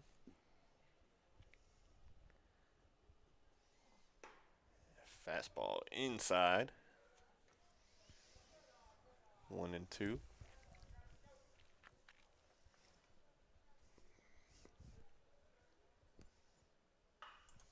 It's crushed. It's foul, though. Yeah, that'll get out of play, and they run after it, but not even close. Oh. So it'll stay 1-2 here. Baroa battling at the plate. Still alive. Get something that we can handle now. Need some of them runs we didn't get in the first few innings. Get the leadoff guy on one more time. Baroa smokes it back up the middle. In a 1-2 count, gets a pitch he likes. High fastball driven up the middle. Baroa having a good day. It's his second single of the day. Yetis now 4 for 4 on getting that leadoff man on. They need to get him around now. Here in the bottom of the order, catcher would be more likely to see a bunt, but still, it just doesn't seem to be part of the game plan for the Yetis to bunt a man over. Yeah, not so Had far. the leadoff batter on every inning, I wouldn't think we're going to start bunting them over. Now it's 3-0, start giving up our outs.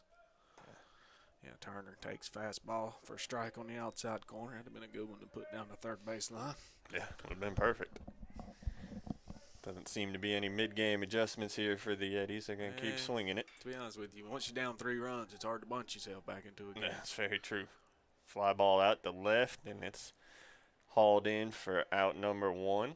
And I talk about it every time you get a man on first, no outs. It's a possibility. I ain't a big fan of it, to be honest with you. You are just giving up an out. But when you haven't scored yet, and when you've had your leadoff man on 3 times and still haven't scored, maybe it's time to give him a little help to just move him into scoring position. And first and second, no outs, I'd about bunt anybody. Yeah, that's fair. And if it's a really good hitter and you don't win, a good bunt will get you on first and second, because a lot of times the third baseman's not going to come. So if a good batter realizes that, half the time I'd go tell him, if you bunt it to third, you might get on because he might not come. And sure enough, about 50% of the time, a good bunt towards third will get the batter on. Now you got bases loaded, no outs. That ball lifts one out to right. It's going to be right to him. Right fielder takes about 2 steps and squeezes it. Has it into second now. So this runner's still on first. That's where you just got to move that runner. We're just having a hard time getting one to the plate. If you get your leadoff man on, let's take a chance with bunting him over, and then you got 2 outs to just get a hit. That's all you got to do is get a hit. You can score. By not bunting, now you're still on first with 2 outs. 2 fly balls just didn't move him. McKinney steps in, and that first pitch is down in the dirt for ball number 1. Like I said, down 3 runs, bunting the guy from first to second ain't really going to get you back in the game. It might cut into the lead. First and second, no outs, and you bunt. You might be starting up a little 3-run rally, so that's worth doing. Just, again, got to be careful with your outs. We do have the benefit of the bottom of the inning, so we still had 10 outs to work with, 12 when the inning started. This is a shortened game, just to remind everybody, only 7 innings. Once you here get in this past one. halfway, those outs become really valuable. You don't like to just give them up. They start ticking away quickly. Yep, you're sitting there counting runs and counting outs. That's never a good spot to be in. Thinking, well, we got to score at least a run with these next 2 outs. It's going to be tough in the 6th and the 7th. And we are live on WOHS here right now. A little radio airtime for the Yetis. I believe first time this season the Yetis have been on the radio airwaves. So welcome in to everybody listening to us on WOHS here. 3-0 in the bottom of the 4th. The Fayetteville Tech Trojans lead. McKinney at the plate for the Yetis. Works it to a full count. 3-2. Runner on first with 2 outs here in the bottom of the 4th. McKinney worked a walk his first time up. He'll try to get it on base again here. 3-2 pitch. He swings and misses, so he goes down on strikes, and the Trojans will take their 3-0 lead to the 5th inning. And we'll be right back here from McNair Field in Forest City. Spending too much time at home with nothing to do? Then go shopping. That's right, go shopping at whatsupshopper.com. Local area businesses are featuring their products and services on whatsupshopper.com. You can also play our contest, listen to the swap shop, and more. Make it one of your favorites. There are also valuable coupons from area businesses. And as they say, let your fingers do the walking and shop online at whatsupshopper.com. You'll love it. Watch the Shock Jocks Sports Podcast by KTC Broadcasting live on Facebook and listen on Apple, iTunes, and Spotify. Hello, this is Milton Baker inviting you to listen to Post 100 Baseball right here on WCSL 1590 AM, 92.3 FM, and KTCBroadcasting.com.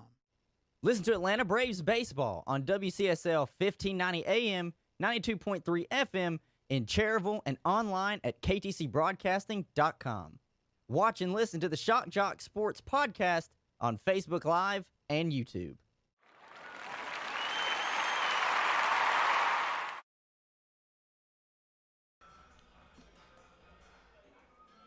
All right, everybody, welcome back here to McNair Field in Forest City, bringing you the second game of today's doubleheader between the Yetis and the Trojans.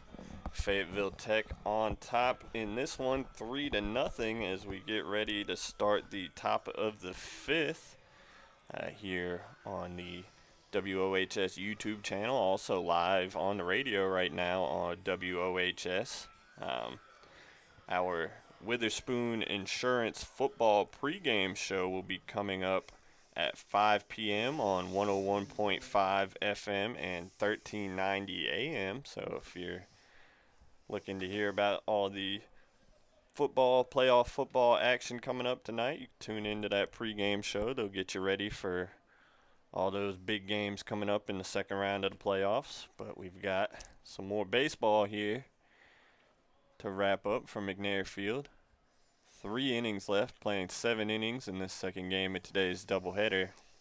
McGinnis still on the mound for the Yetis. He was cruising through the first 3 innings, but ran into some trouble in that last frame. Batter showed a drag, pulled it back, though. Yeah, ball way outside for ball 1. Pinch hitter here in the 9-hole, in for Oxendine, number 32. Excuse me, number 22. No, we're back to the top. Yeah, so that one, Pletcher fouled off, 1-1.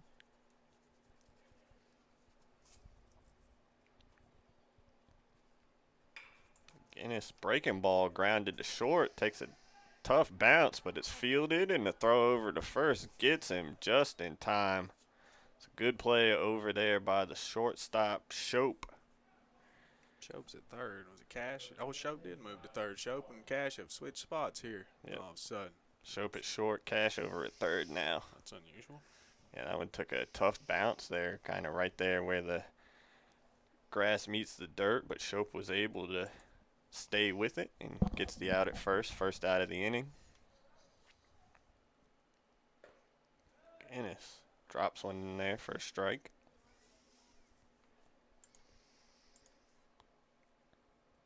Riley Cottle at the plate for the Trojans. 0-1 breaking ball in the dirt. So 1-1.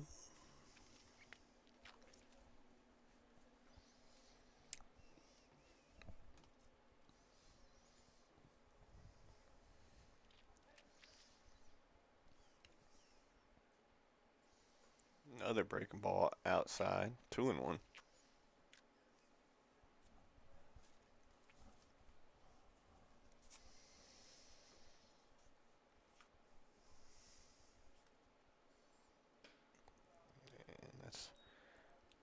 Another breaking ball outside, 3-1.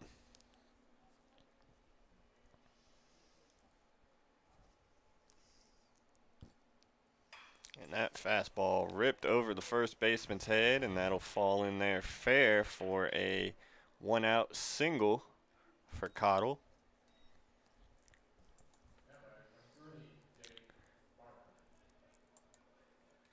So now the 3-hole hitter, catcher Jaden Barker, will step in for the Trojans.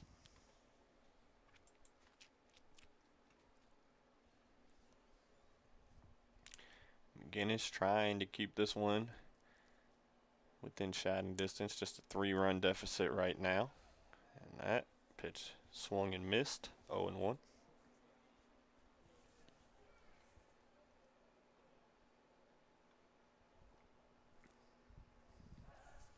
Throw over to first base. Runner back in time.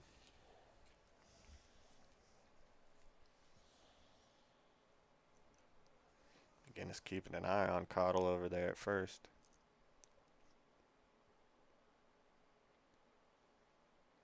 Holding.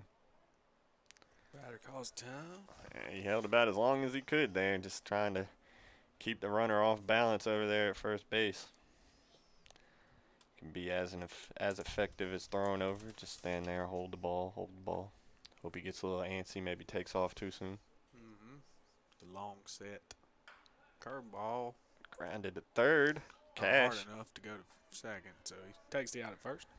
Yeah, smart play there by Cash, not trying to force it at second. Yeah, high bounce. Gets the man at first, so that's out number 2. So runner on second now for the Trojans, 2 outs. We're at 18. Johnny Lowry stepping in now. A big left-handed first baseman had a solid knock in the first game. Another one right here. Likely put another run on the board.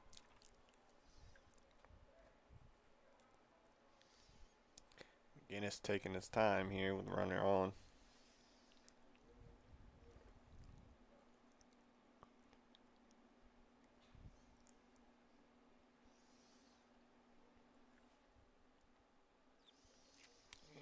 Bluffs back to second, but there's not anybody even there to take the throw. So yeah, nobody holding him inside move. Doesn't have to throw it. And first pitch of this at bat is inside for ball 1.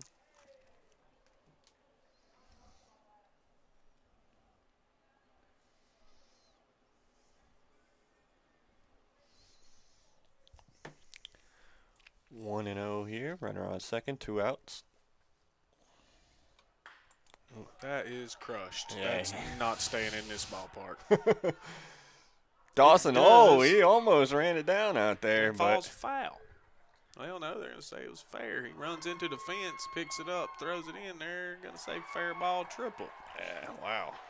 I thought that was gone. It was right down the line and just too much air. Bullpen saying it was a foul ball. Right fielder saying it was a foul ball. Too bad neither of the umpires were anywhere near it. The umpire behind the mound was 3 steps to the left of the mound. Couldn't have seen it with a telescope. Yeah, that ball. Home plate umpire saying, I couldn't see anything, so it was fair. Coach just going to have to deal with it. So another blown call leads to more runs for the Trojans. Yeah, that ball was crushed off the bat by Lowry. Like you, I thought it was getting out. Yeah, I thought no way that was going to stay in. out there, 337 out there in right field. He hit that probably about 335. The ball, the field dips in the right corner, so the home plate ump probably did lose sight of the foul line because, you know, it dips down out of sight. If you were standing on the field, I bet you can't see down the hill. Yeah. Thing is, the umpire behind the mound's the one who's supposed to run out there and get a look at it. Instead, he's sinking back towards third base. Waiting to make another call at home plate. And really, I don't know which ump's got that, fair or foul. It might be the plate ump that has fair or foul on that. I just thought plays to the outfield were the umpire behind the mound. But I've never umped. I don't know which umpire is going out there to see it. But neither one of them went out there to see anything. Right. You would think it would be easy for the home plate to just look right down the line there, but again, it dips right at the foul line. So. Oh, yeah, and you're 300 feet away, so not easy to see regardless. The Yetis bullpen going out to check the mark, going to see where it landed. Dawson definitely thought it fell foul out there. He didn't throw it back in right away. No, after he missed it, he didn't even try to pick it up quickly and motion that it was foul, and then he realized they were rounding bases and grabbed it up.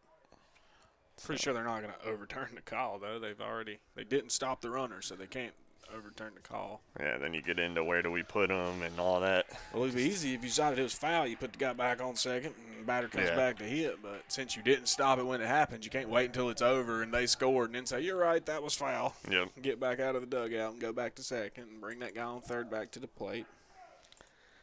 So that goes in as a triple. I thought it was a home run anyway. Plate's another run for the Trojans. They now lead 4-0 here in the top of the fifth. It's 337. He hit it 335. Yeah. Dawson might have kept from hitting the fence in the air. So runner on third, 2 outs now. And that fastball swung on and missed. 0-1.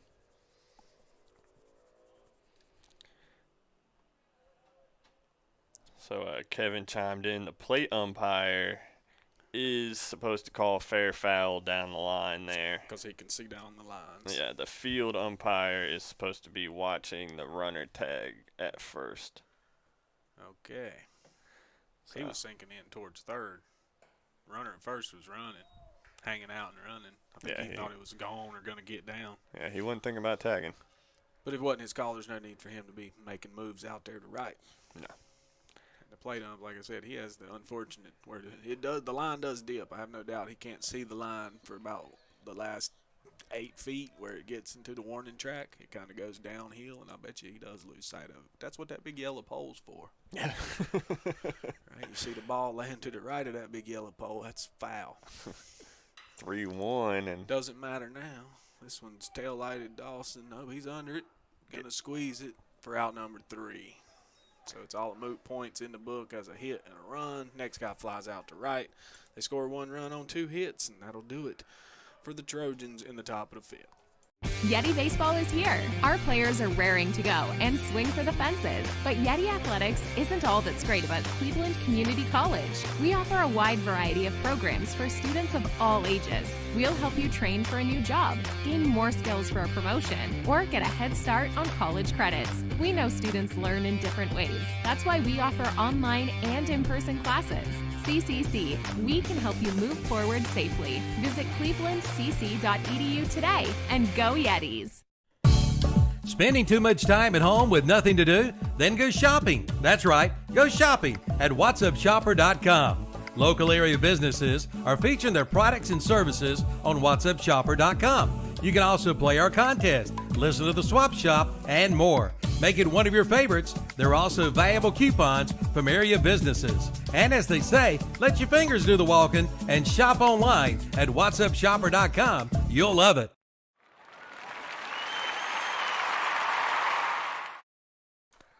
All right, folks, we're back here from McNair Field, getting ready for the bottom of the 5th inning as the Yetis try to claw their way back in this one, trailing 4-0. The Yetis have had the leadoff man on in all 4 innings so far, and they've got their leadoff batter getting set to get us started here in the bottom of the 5th. That's Darian Munoz getting ready to step in. He's made good contact twice. Roped a double in his first at bat and then flew out to center in his second time up. So He's been seeing this pitcher pretty good. See if he can get the Yetis started here in the bottom of the 5th. Breaking ball misses inside, 1-0.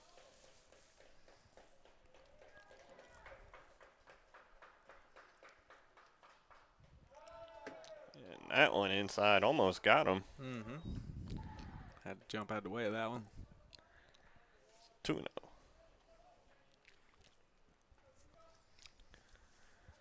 Worley been locked in on the mound for the Trojans, giving up just 3 hits through 4 innings in this one so far. He's worked his way into some trouble at times, but he's been able to get out of it.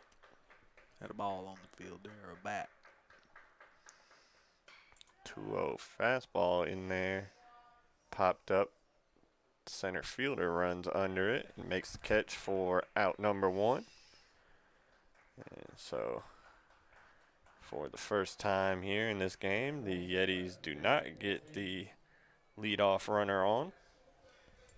So Ortiz will step in with 1 out here in this bottom of the 5th inning.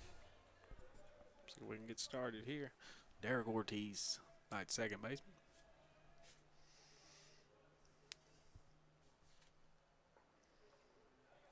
Worley's pitch down in the dirt for ball 1.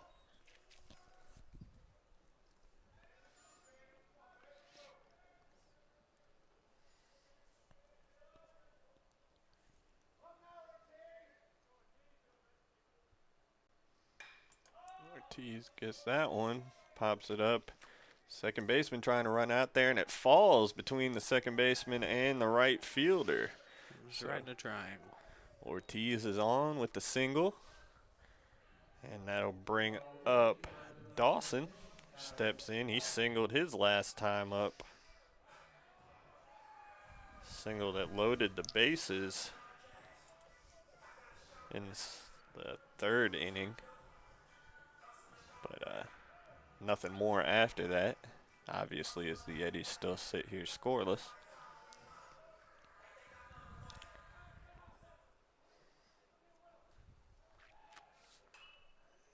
Dawson fouls that one off, out of play for strike 1.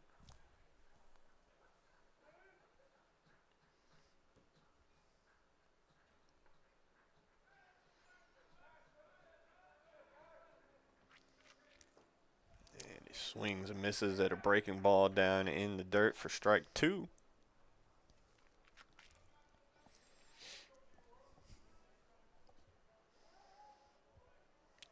Time called at the plate.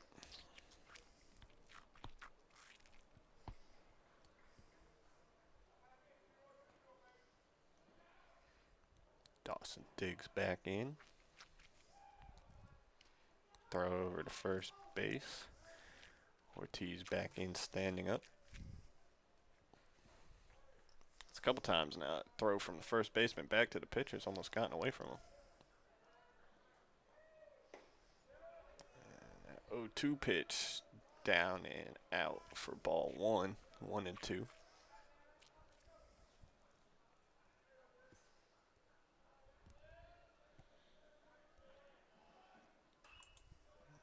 Garcia stays alive, fouls that one off. Dawson, sorry.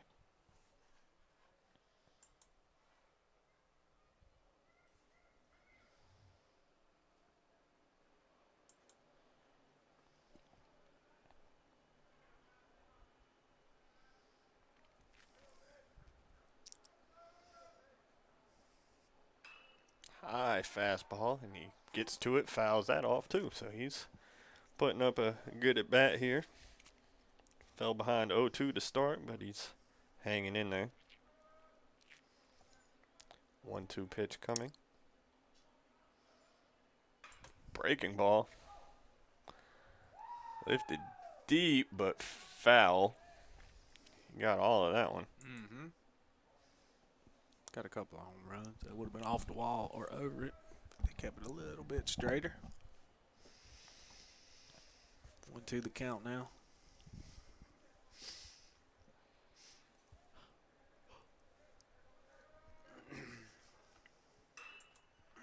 And he sends that one out toward right field.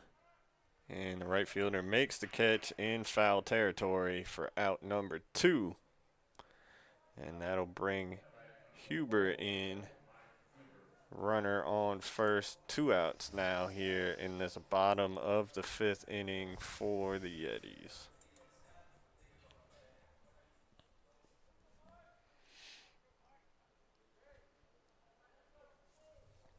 Huber, the big first baseman.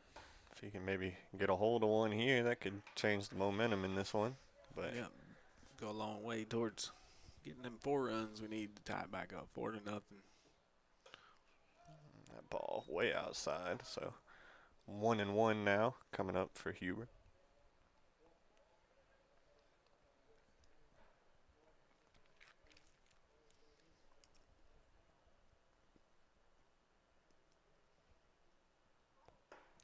Ball inside, 2-1. Riley Cash on deck. If Huber can keep the line moving here in the bottom of the 5th. Yetis down 4-0. And that one misses, so 3-1. Huber can lock in up there, look for his pitch. If he gets a good one, let it fly. And he does rip one down the line, foul. Good contact, but just can't keep it fair. So full count now, 3-2.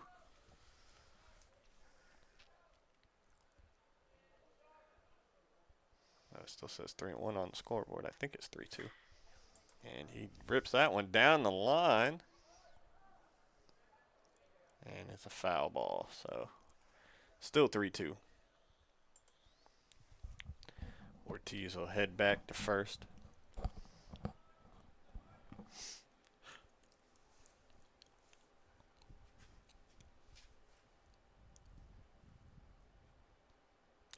Scoreboard had me confused last time, but I know for sure it's 3-2 now because we've had 2 foul balls. So. Full count, runner on first, 2 outs here for the Yetis. And that ball's inside. Good eye by Huber, works the walk. So first and second now for the Yetis, 2 outs, and Riley Cash coming to the plate.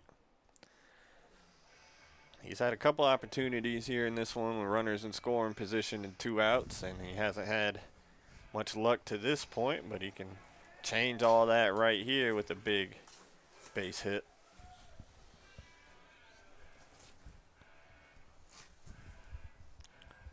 The umpires have called time on the field. Over there to Huber, talking to Huber. I don't know what that's about. Same guy, same number, same spot. Yeah. I think we got a runner. Okay. Yeah. Pinch runner will come in for Huber. And that's number 2 coming in off the Luke bench. Wilson.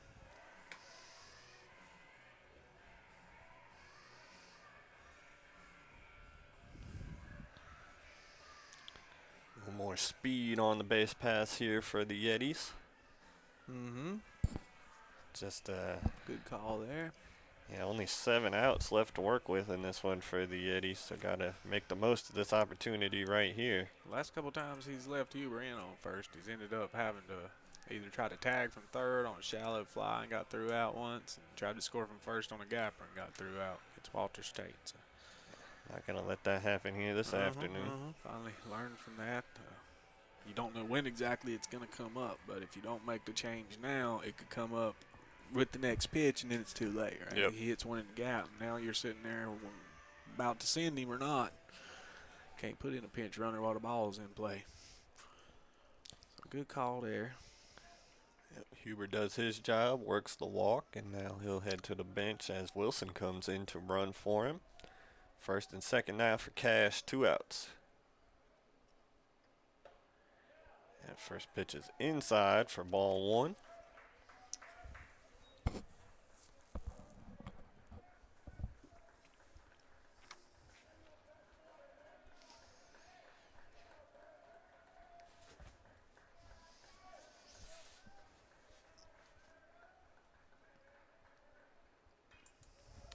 Cash fouls that one straight back behind him. So 1-1 now.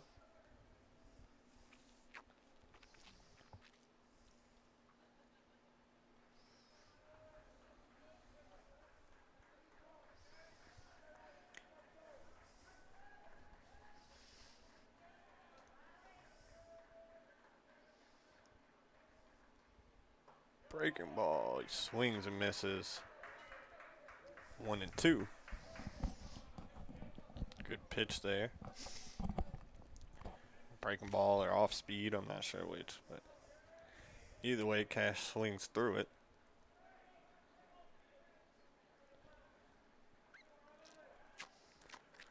So 1-2, first and second with 2 outs. High fastball, Cash lays off of it. 2 on, 2 outs, 2-2 count. Big pitch in this ball game coming up.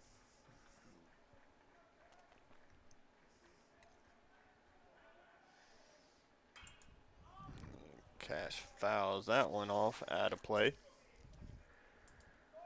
He'll dig back in and do it again. 2-2.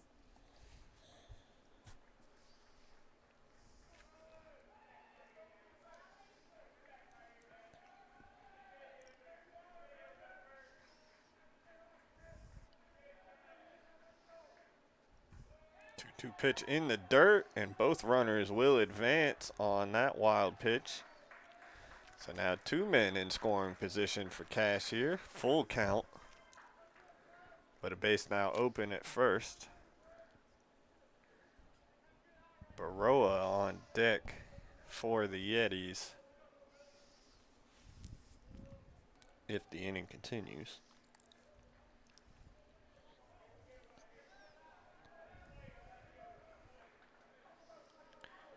3-2 pitch.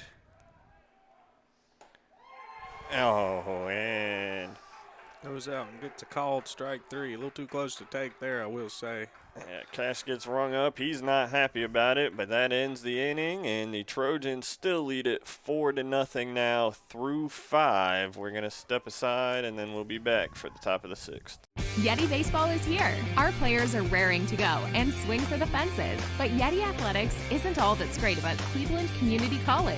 We offer a wide variety of programs for students of all ages. We'll help you train for a new job, gain more skills for a promotion, or get a head start on college credits. We know students learn in different ways. That's why we offer online and in-person classes. CCC, we can help you move forward safely. Visit clevelandcc.edu today and go Yetis. Spending too much time at home with nothing to do? Then go shopping. That's right, go shopping at whatsupshopper.com.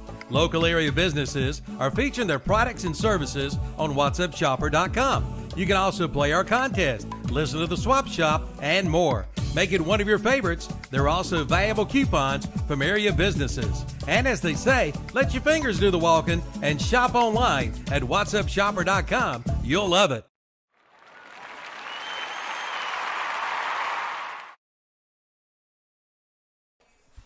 All right, welcome back in, everybody. Getting ready for the top of the 6th here from McNair Field, where the Fayetteville Tech Trojans lead the Yetis 4-0 here. Yetis just haven't been able to come up with that big hit, that timely hit when it's been needed. They've gotten guys in scoring position most every inning and just haven't been able to bring them home. And Bailey McGinnis back out there on the mound for the Yetis here in the top of the 6th.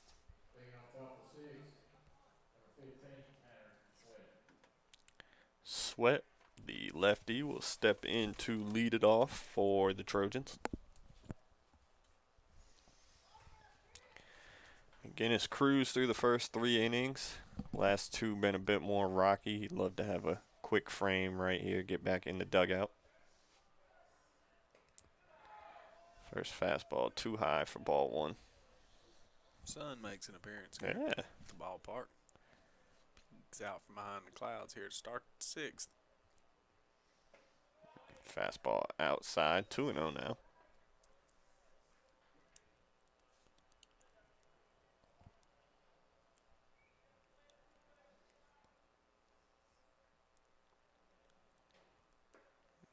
McGinnis goes to the breaking ball and finds the edge of the plate for a strike, 2-1.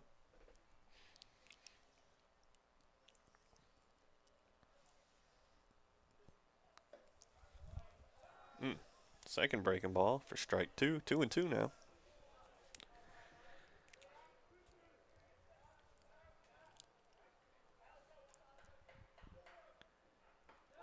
And goes back to the fastball to ring him up, called strike 3. So that's out number 1 here in the top of the 6th.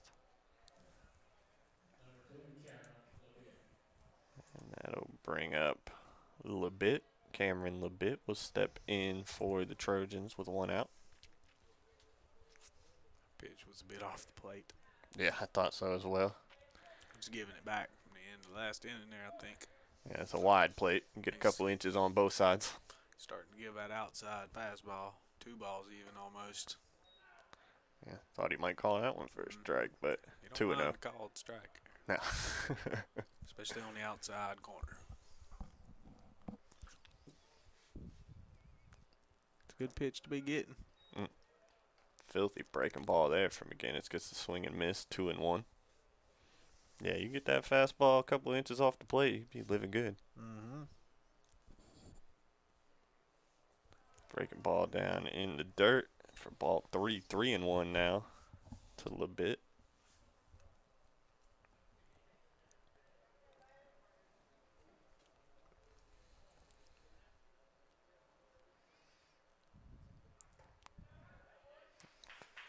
Fastball high. They check with the umpire down at first, who says he did not offer at it. So that'll be a walk for Labit. He'll take his base at first.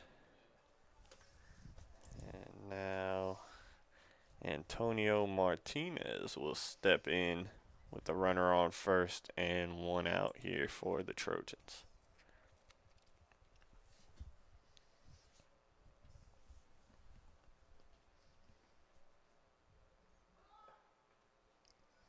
Martinez shows bunt on that first pitch, but it's outside, and he pulls back 1-0. Trojans maybe looking for some insurance here in the top of the 6th. They can get the man over to second.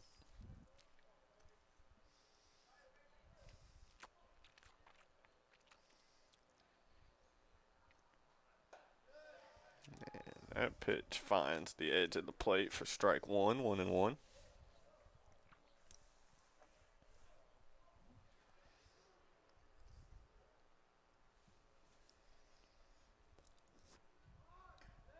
Batter shows bunt again, but it's outside again, 2-1.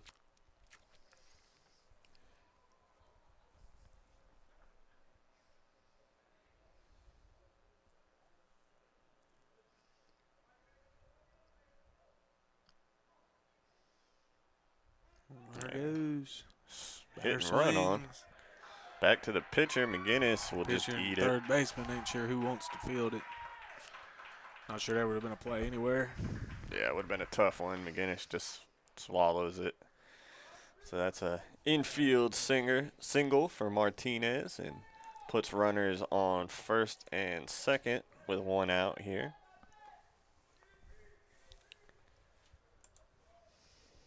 Number 36, Jay Oxendine, the 9-hole hitter, steps in for the Trojans. A lot of signals went out. Might still be bunting here. Yeah.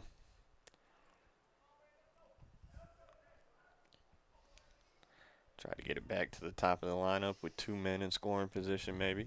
The inside move, see if he squares. Yep.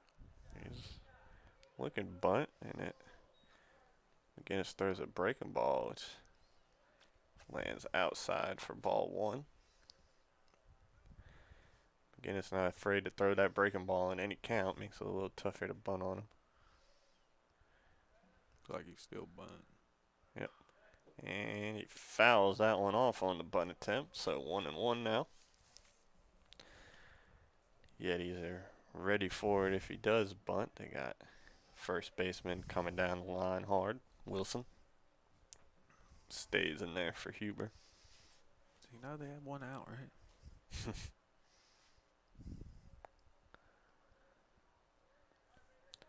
1-1 pitch. Squaring the bunt. And McGinnis will fake a throw back to second. Nobody there.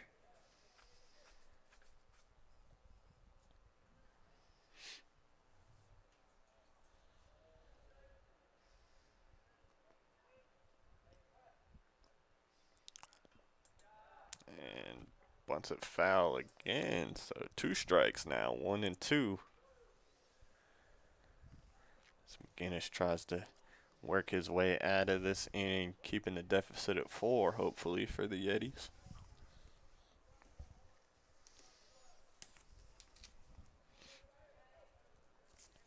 Oxendine digs back in for the Trojans.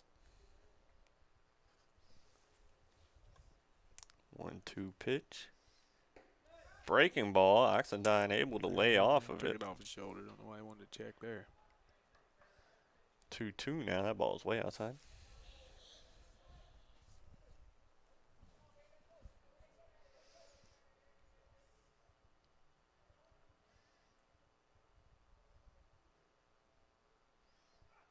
Two pitch is lifted out to center field. And the center fielder is under it, makes the catch, holds the runner at second base. So 2 outs now. Runners still at first and second for the Trojans. As the top of the order comes back up, that's Pletcher coming to the plate for Fayetteville Tech. We got a walk, strikeout, ground out to short. Pletcher looking for his first hit tonight. McGinnis trying to get out of this inning, just needs 1 more out. He throws back to second, but the runner's back in safe.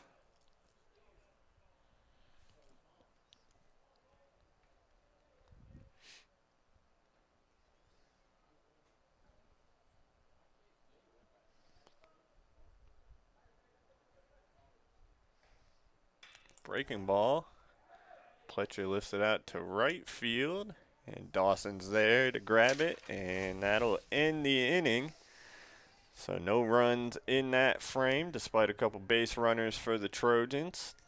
Fayetteville Tech still leads it 4-0 heading to the bottom of the 6th. The Yetis will be back up when we return. Hello, this is Milton Baker inviting you to listen to exciting Tar Heel Sports right here on WCSL, WLON, WOHS, and KTCBroadcasting.com.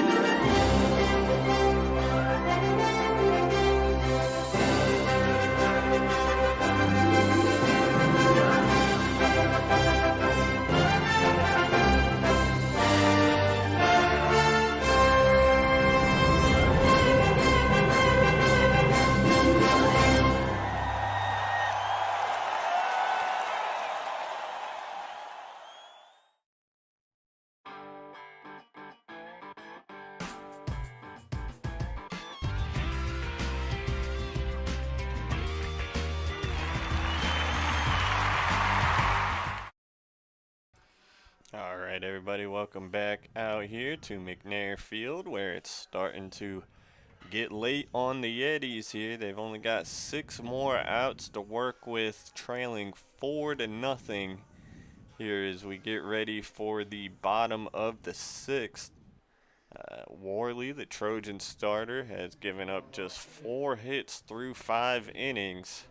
So he's been tough to figure out for the Yetis so far today. And it'll be Daniel Baroa stepping in to lead off. He's 2 for 2 with 2 singles. Unfortunately for the Yetis, he's been leading off both innings he's started. So see if he can get back on base for the Yetis here to start the bottom of the 6th. Worley's first pitch in the dirt for ball 1. A little more energy in that Yetis dugout to start this inning. Trying to rally here. Another low pitch makes it 2-0.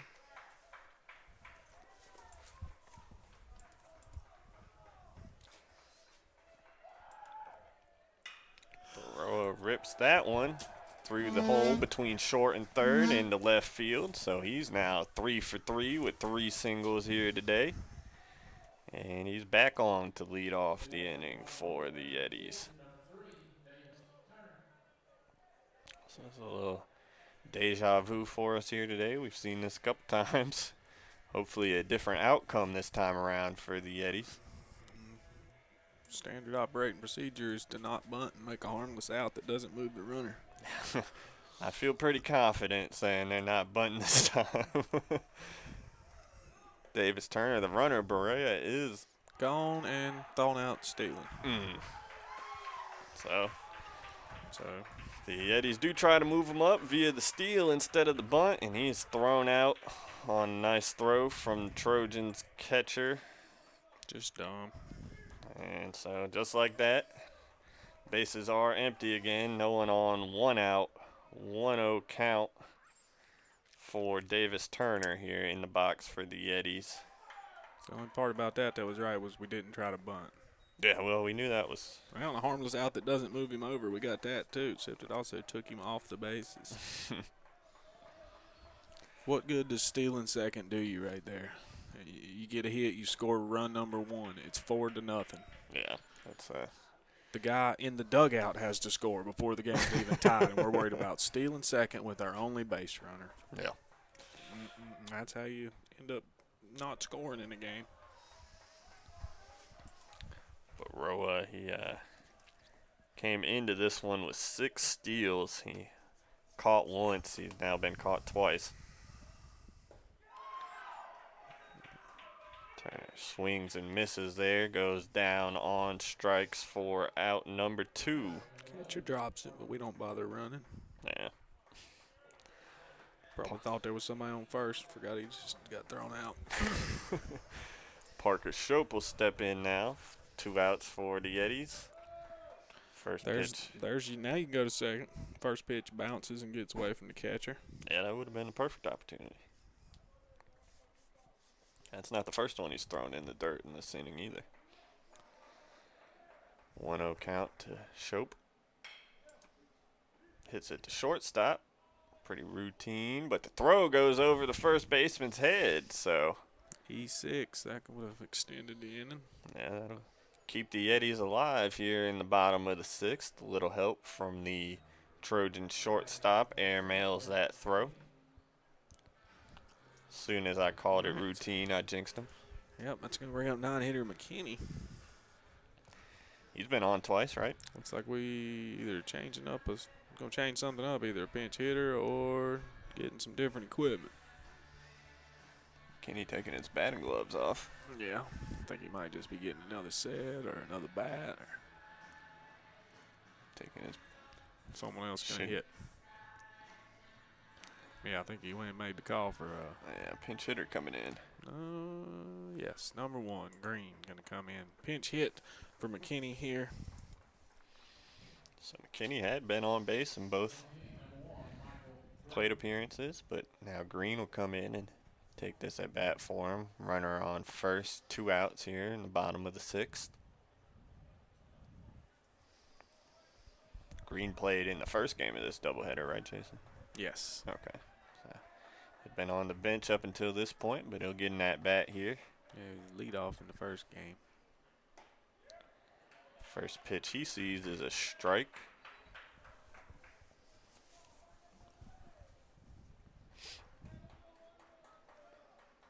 Shope gets his lead at first.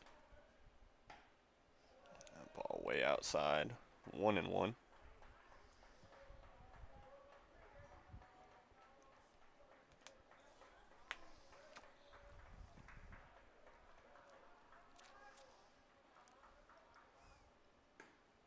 Another ball outside. 2-1.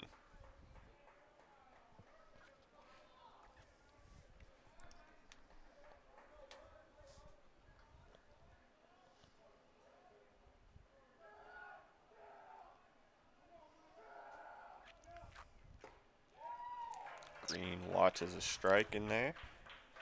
And now it's 2-2. Runner on first, 2 outs here for the Yetis.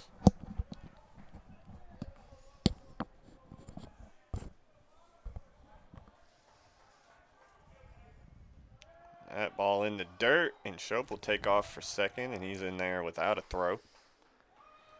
So now a runner in scoring position for Green. Full count.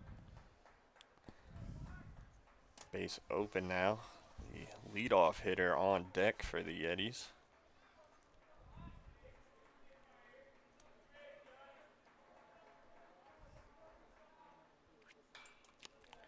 Green fouls off that 3-2 offering to stay alive.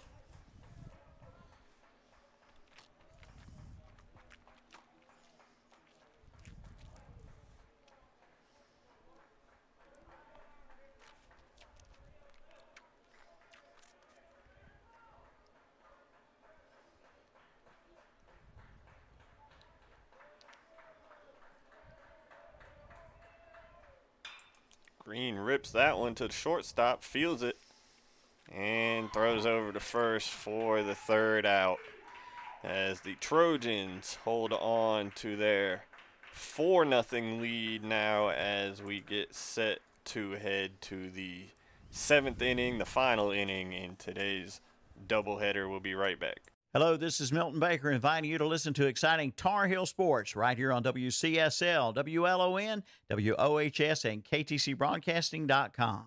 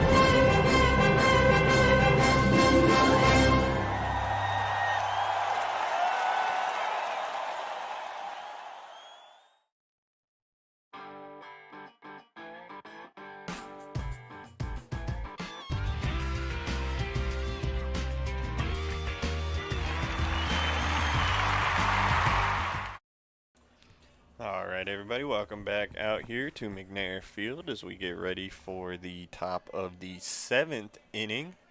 We have a new pitcher on the mound for the Yetis. That's Graham Brown. The right-hander has thrown 30 2/3 innings this season with 34 strikeouts. So McGinnis, his day is done. He goes 6 innings, allows the 4 runs, just 5 hits. I'm going to guess all those runs weren't earned. I know there's at least 1 error in there on that throw from right field. I don't know how they scored it officially, but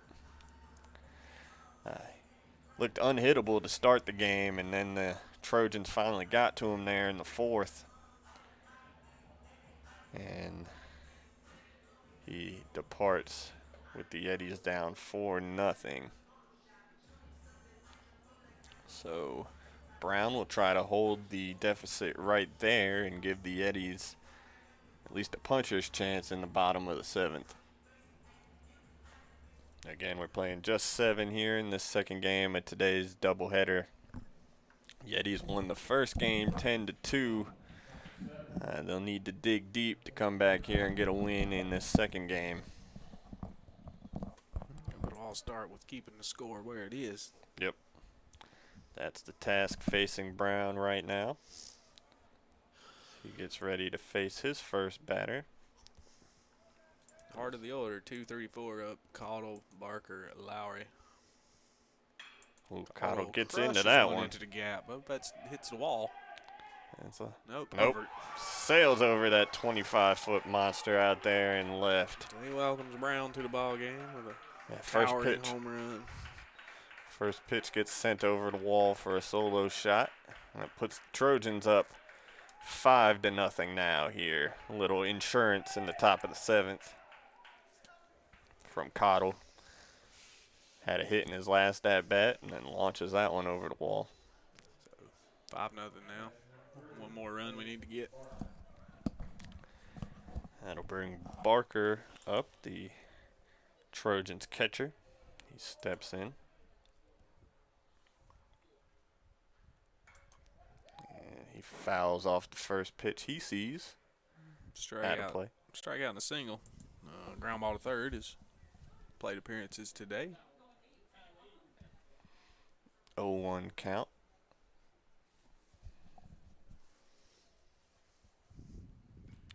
Tries to hit an outside pitch there. He couldn't really reach. Barely fouls it off the cap to the backstop. Yeah, just got him 0-2 now.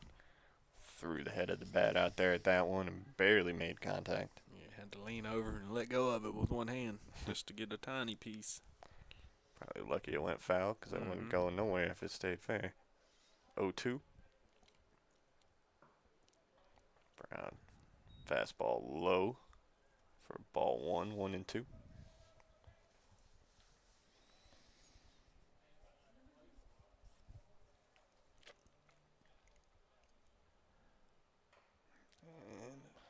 Another ball fouled off. Barker stays alive there. Still 1-2.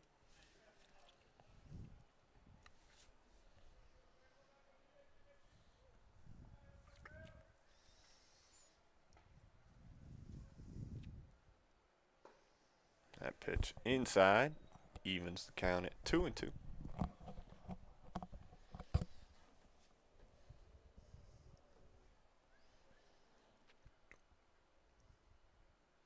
And Brown fires that one in for a strike. Strike 3. So that's. That was, I don't know what he was watching there. That was right down the middle. Yeah, Barker just takes that one and he'll go take a seat on the bench. So out number 1 here now in the 7th for the Yetis. That brings in the big first baseman for the Trojans, Johnny Lowry. He's the one who hit that triple all the way out there we thought was a home run last time. Like I said, I'd like to see how high he hit that ball for it not to go out. Yeah, he almost got hit with that first pitch in this at bat, but he slides out of the way, so 1-0. Yeah, big lefty with a lot of power here for the Trojans.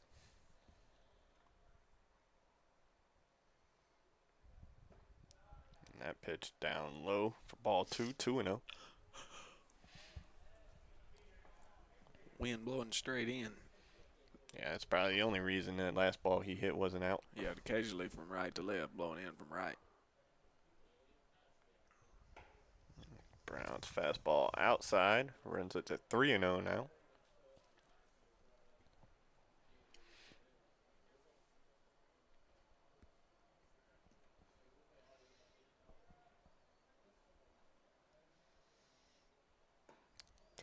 Breaking ball falls in there for a strike. Got a little excited on that strike call. It's 3-0. I believe you might have thought it was a third strike. 3-1. And that one's lifted to the outfield. Roa with a late jump, headed towards the gap. Left fielder under it. Green, the new left fielder, ball finds him and he squeezes it in the gap for out number 2. Makes it nice. A nice play by Green, long run. Hit out there deep in the gap to left center, but he runs it down. There. Kind of like the one out to right, just stayed up in the air. And Green able to squeeze it at the track. Talked about that wind blowing in. Probably helps out a little bit right there. Yeah. Second out, so Brown needs just one more now.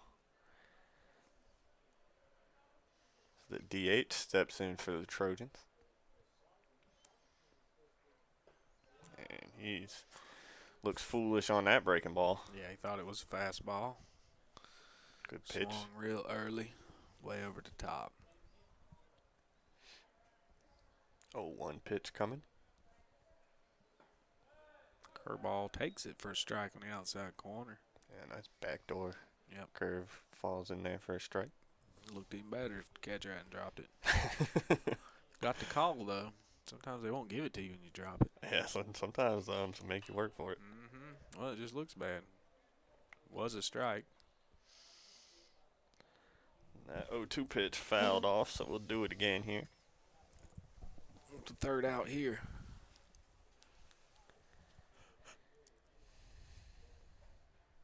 Brown's breaking ball.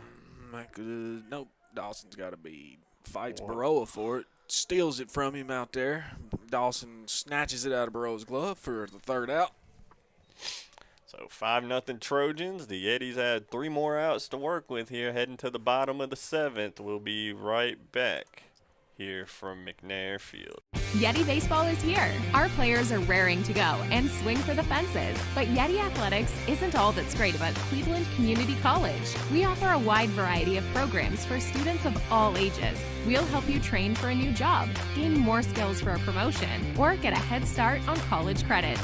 We know students learn in different ways. That's why we offer online and in-person classes. CCC, we can help you move forward safely. Visit clevelandcc.edu today and go Yetis. Hello, this is Milton Baker inviting you to listen to exciting Tar Heel sports right here on WCSL, WLON, WOHS, and KTCBroadcasting.com. Listen to Atlanta Braves baseball on WCSL 1590 AM, 92.3 FM in Cherville and online at KTCBroadcasting.com. Watch and listen to the Shock Jock Sports Podcast on Facebook Live and YouTube. Watch the Shock Jock Sports Podcast by KTC Broadcasting live on Facebook and listen on Apple, iTunes, and Spotify.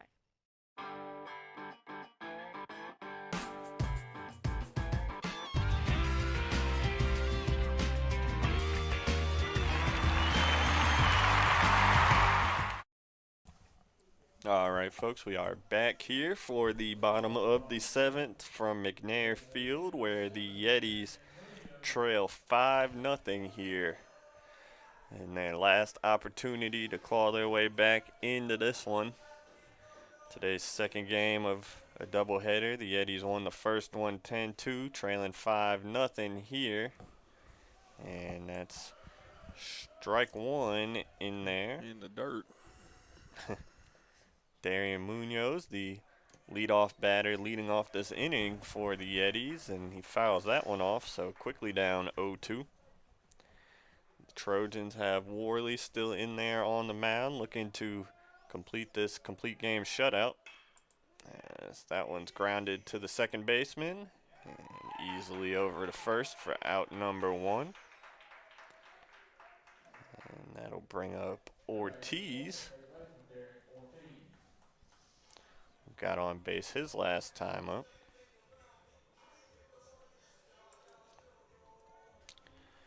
The old school Wu-Tang walk-up for Mr. Ortiz. Song's older than me, so I know it's got to be older than him.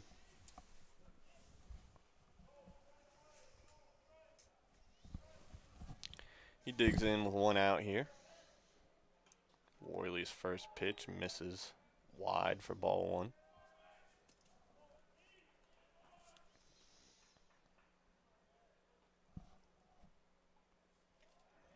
Second pitch down in the dirt, 2-0.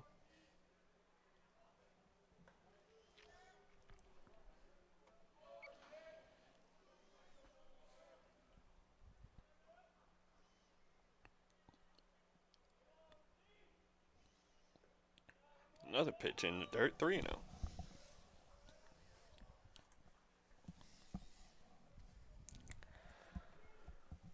Ortiz trying to get on base any way he can here, just get something started for the Yetis.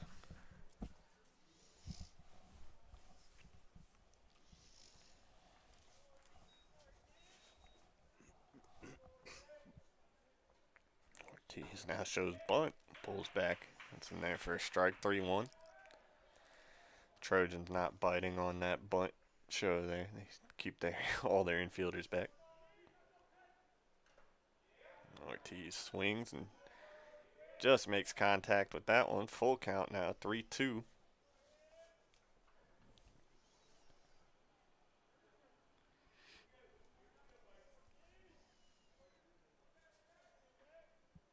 And Ortiz rips that one over there by shortstop. Nice sliding stop, but not in time.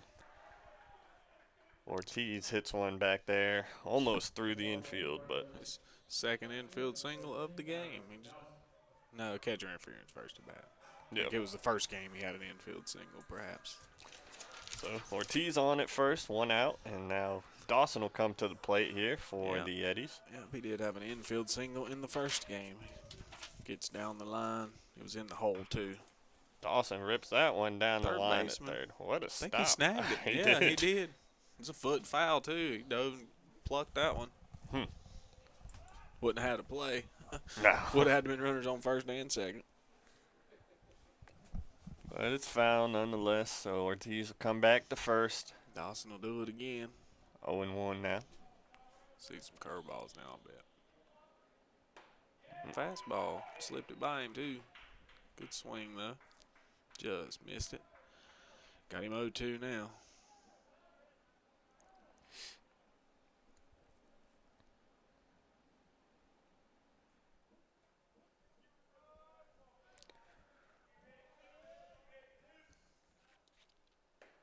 Two pitches high for a ball, 1-2.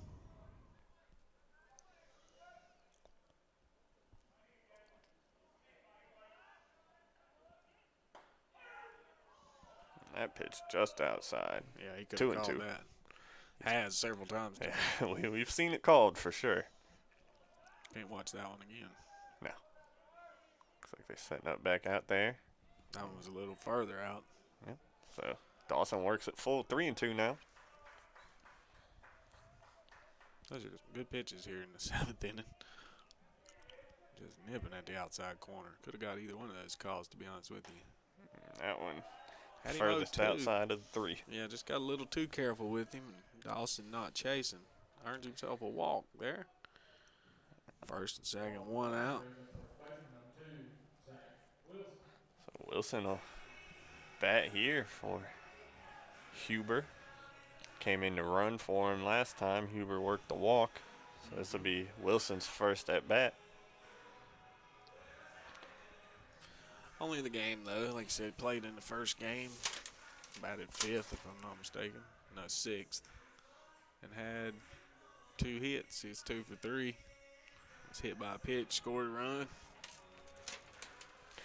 Big spot for him here. Just 2 outs left for the Yetis, trying to rally here in the bottom of the 7th. They got 2 men on, 1 out. Worley talking to his coach up at the mound. They'll leave him in there. Yetis have 7 hits in this one, yet to plate their first run, though. They've actually out-hit the Trojans 7-5. Trojans 5 runs on those 5 hits.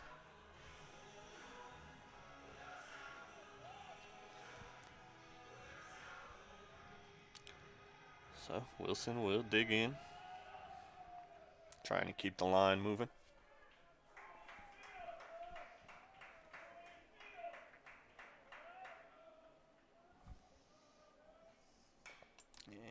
Swinging bunts in a bad spot for the defense. Third up with it over to first. Not in time. Another infield single. Wilson beats it out. A swinging bunt. Just trickled out to short. Got past the mound. Yep. High chopper out there to the third baseman. Gives him enough time to beat out the throw. And now we got the bases loaded here. 1 out. 2 infield singles and a walk. Hey, whatever Guy works. hit 0-2. He's trying to leave the pitcher in just a little too long. Let's see. Here comes Riley Cash. Bases loaded. 1 out. He's had his share of opportunities today. He needs to get hit here. He's going to have left 10 runners on base. First pitch down low for a ball. First at bat, there were 2 on. His second at bat, they were loaded. And his third at bat, there were 2 on. He made the third out all 3 times. At least now he's only looking at the second out. But if he doesn't get to plate some runs here, he will have left 10 on. There it goes, right up the middle. I think he was aware of that. Dawson around third is going to score. Center fielder bobbles it, so no play at third. And Cash has to hold up at second as the ball comes in to second base. So that boy, Riley Cash, way to come through here in the 7th with a 2 RBI single to get the Yetis on the board. Yep. Cash drives in 2. Cuts the deficit now 5-2. Still just 1 out in the inning. That'll bring the tying run to the plate. in the form of Baroa. He's 3 for 3 today. So Worley has not been able to get him out yet. Just a little bit of what we were worried about, coming back, but not all the way back. It ended up being that one run on the call at the plate or that one run on the foul ball. Mm-hmm. Some close calls in this one. Like bad calls.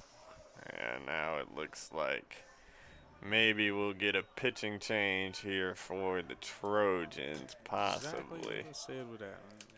8,000 change. Coach is just so slow. Taking his time. Go to commercial. Yeah, we'll be right back, everybody. Here from McNair Field. Stay tuned. Yeti Baseball is here. Our players are raring to go and swing for the fences. But Yeti Athletics isn't all that's great about Cleveland Community College. We offer a wide variety of programs for students of all ages. We'll help you train for a new job, gain more skills for a promotion, or get a head start on college credits. We know students learn in different ways. That's why we offer online and in-person classes. CCC, we can help you move forward safely. Visit clevelandcc.edu today and go Yetis. Hello, this is Milton Baker inviting you to listen to exciting Tar Heel sports right here on WCSL, WLON, WOHS, and KTCBroadcasting.com. Listen to Atlanta Braves baseball on WCSL 1590 AM, 92.3 FM in Cherville and online at KTCBroadcasting.com. Watch and listen to the Shock Jock Sports Podcast on Facebook Live and YouTube. Watch the Shock Jock Sports Podcast by KTC Broadcasting live on Facebook and listen on Apple, iTunes, and Spotify.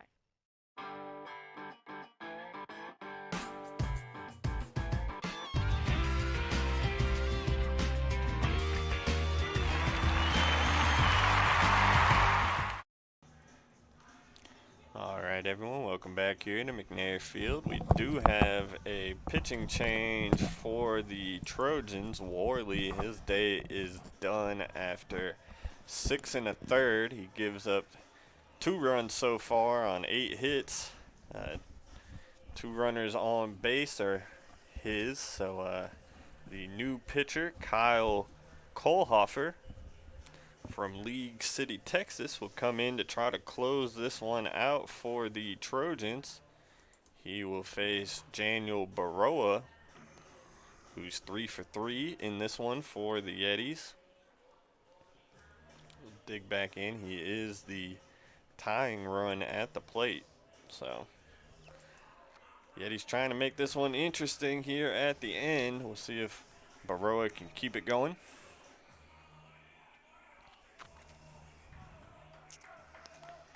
Not much hard contact in this inning for the Yetis, but they're putting it in the right spot. A couple infield singles, a walk, and then Cash ripped that one back up the middle to drive in 2. And here we are now. Baroa digs in. First pitch fouled off out of play for strike 1.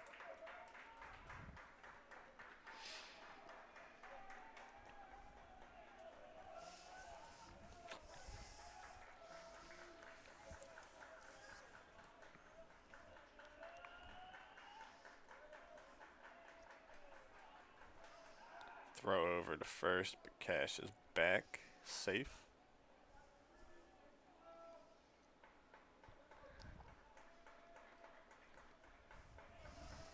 All I'm glad is Luke Wilson knows the first to third play, because their coach just told him to get a little extra when they throws it to first like that. Curveball hits Baroa in the back. And so that'll load the bases. That'll put the tying run on base and bring the winning run to the plate in the form of Davis Turner. So he'll step in, bases loaded, 1 out here, trying to make something happen for the Yetis. Yetis scoreless up until this bottom of the 7th, and now here they go.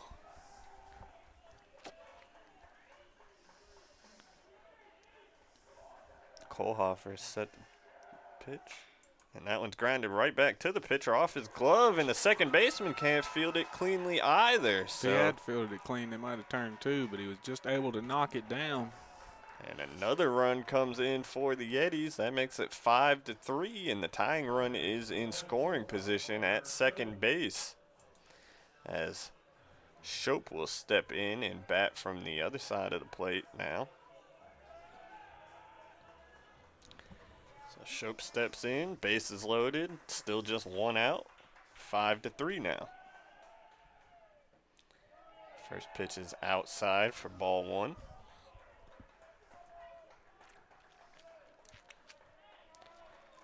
Shope can put one in the gap here. It could win it for the Yetis, maybe.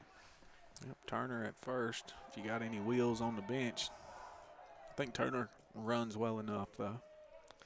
Yeah, we got a little meeting on the mound here between the catcher and pitcher, trying to get on the same page. If I had anybody on the bench that was faster, though, now's the time to call him up. Yeah, now's the perfect time. We've already seen Wilson come in to pinch run earlier.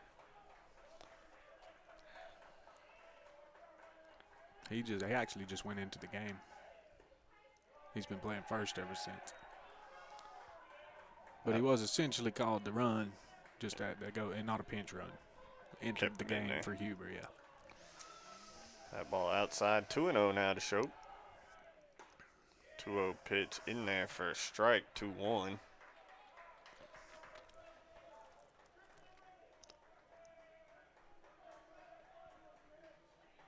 Still need good heads-up base running with only one out. Breaking ball low for ball 3, 3-1. Yep, came a little in too. On the left-handed batting Shope. 3-1 pitch coming. Thought he had been walked. Umpire been calling the outside strike today. Gives him one there. Right there. Not a terrible pitch. It's a good enough pitch to call a strike. So full count now for Shope. That's a ball. And that'll walk in a run. So 5-4 now, Yetis. Winning run at second base. Getting interesting. Fayeteville Trojans. Yeah, and now it's trying to come apart on us here.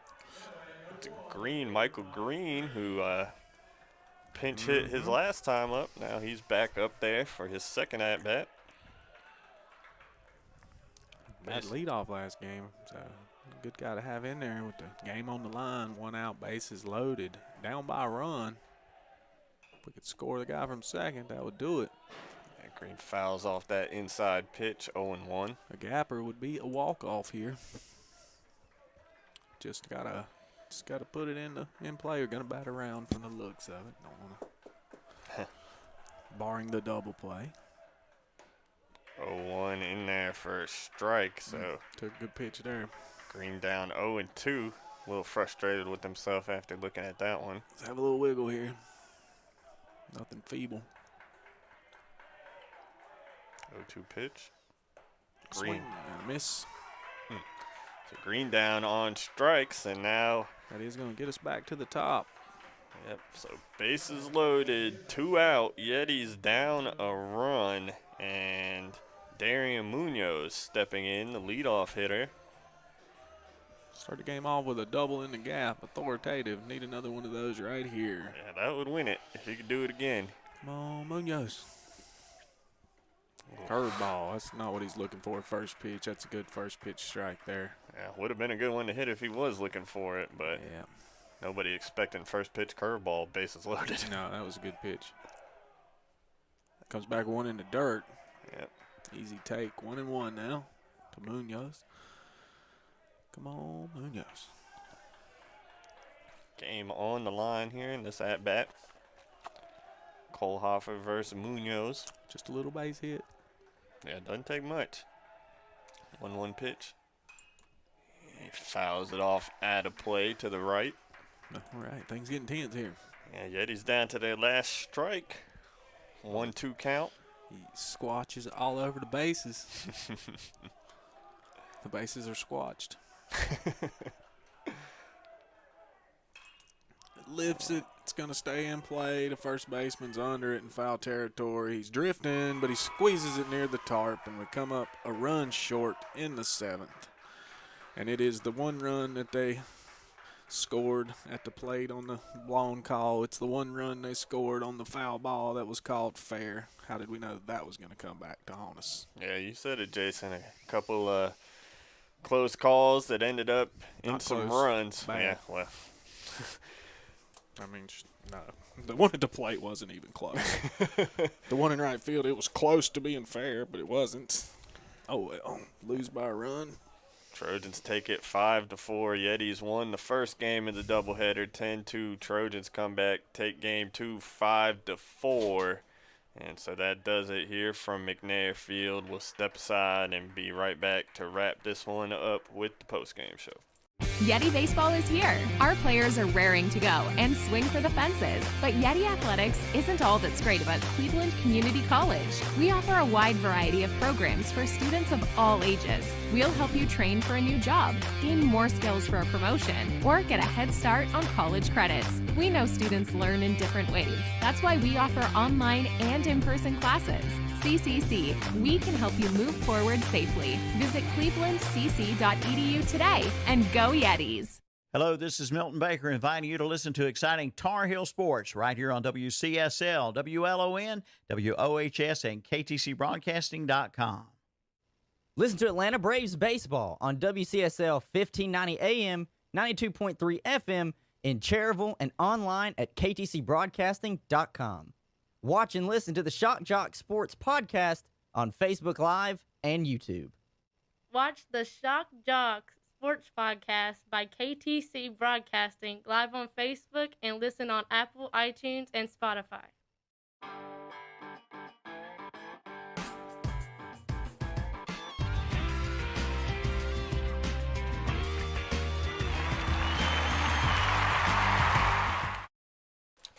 All right, everyone, we are back here to wrap up today's doubleheader from McNair Field, where the Yetis just split a pair of games with the Fayetteville Tech Trojans. Yetis won the first ball game 10-2. Dropped that last one 5-4, almost completed the furious comeback down 5-0 entering the bottom of the seventh. They score 4, had the bases loaded, but a pop-up to first ends the game and gives the win to the Trojans. It was a game, started off looking like it was going to be a pitcher's duel. We were scoreless through 3. Just one hit for the Yetis. The Trojans didn't have any hits in those first 3 frames. And then the Trojans finally got to Yetis starter Bailey McGinnis there in that 4th inning. Got a run off of him. An error led to another run or 2. And then they tacked on a couple insurance runs late. And like I said, the Yetis almost able to complete the comeback in the bottom of the 7th, but they fall just short in this second game. Jason, I'll throw it over to you. You can highlight some of the top performers here today. Ultimate story was leaving so many runners on base. Had a lot of opportunities early that we didn't capitalize on. I think we left 12 runners on base. That'll do it. 12. Yep, 12 runners in 7 innings, including the tying run at 3rd in the last inning. Had a couple of calls that were extremely questionable, not go our way. Cost us a run at the plate. A foul ball that was called fair cost us another run back in the big 4th. So a couple of runs came from some pretty bad calls, but ultimately we waited too long to do anything offensively for ourselves. Lead-off runner on in the first 4 innings and didn't score. And, again, left 12 runners on base. Waited till the bottom of the 7th to try to do it all with 3 outs and just didn't pan out. Today's top offensive performers, Ortiz, is always at the top in the offensive categories. He was 2 for 2 with 2 singles and a walk and a catcher interference. So he got on base 4 times, but was 2 for 2. But the big offensive player today, Yaniel Baroa, was 3 for 3, 3 singles, and hit by a pitch. So he reached base all 4 times and was 3 for 3 with 3 singles at the plate. So good game at the plate for Baroa. Yep. The Yetis certainly had their opportunities in this one. I was really hoping he would get to hit. He got hit by a pitch there in the last inning with the bases loaded, where if he'd maybe got a pitch to hit, he could have drove them runs in, continued his day. Just didn't get an opportunity there in his last at bat. Yeah. sure it wasn't intentional, but maybe not a bad outcome for the Trojans hitting him with that pitch as hot as he'd been. Yep. So, yeah, Yetis unable to complete the comeback here in Game 2. I want to thank everybody for tuning in with us here on the WOHS YouTube page, and thank you for following along with Yetis baseball all season long. Big night of football coming up on the KTC Broadcasting networks. You can tune in to the pregame show, the Witherspoon Insurance pregame show. It's live right now on the KTC Broadcasting YouTube page, as well as across our various stations. So tune into that. Catch the games tonight. I know we'll have the Salisbury at Burns game live for you, so everybody tune in. And again, thank you to everybody for listening to us today, and thank you to everybody with the Yetis for accommodating us this season. And everybody have a good night. Thank you.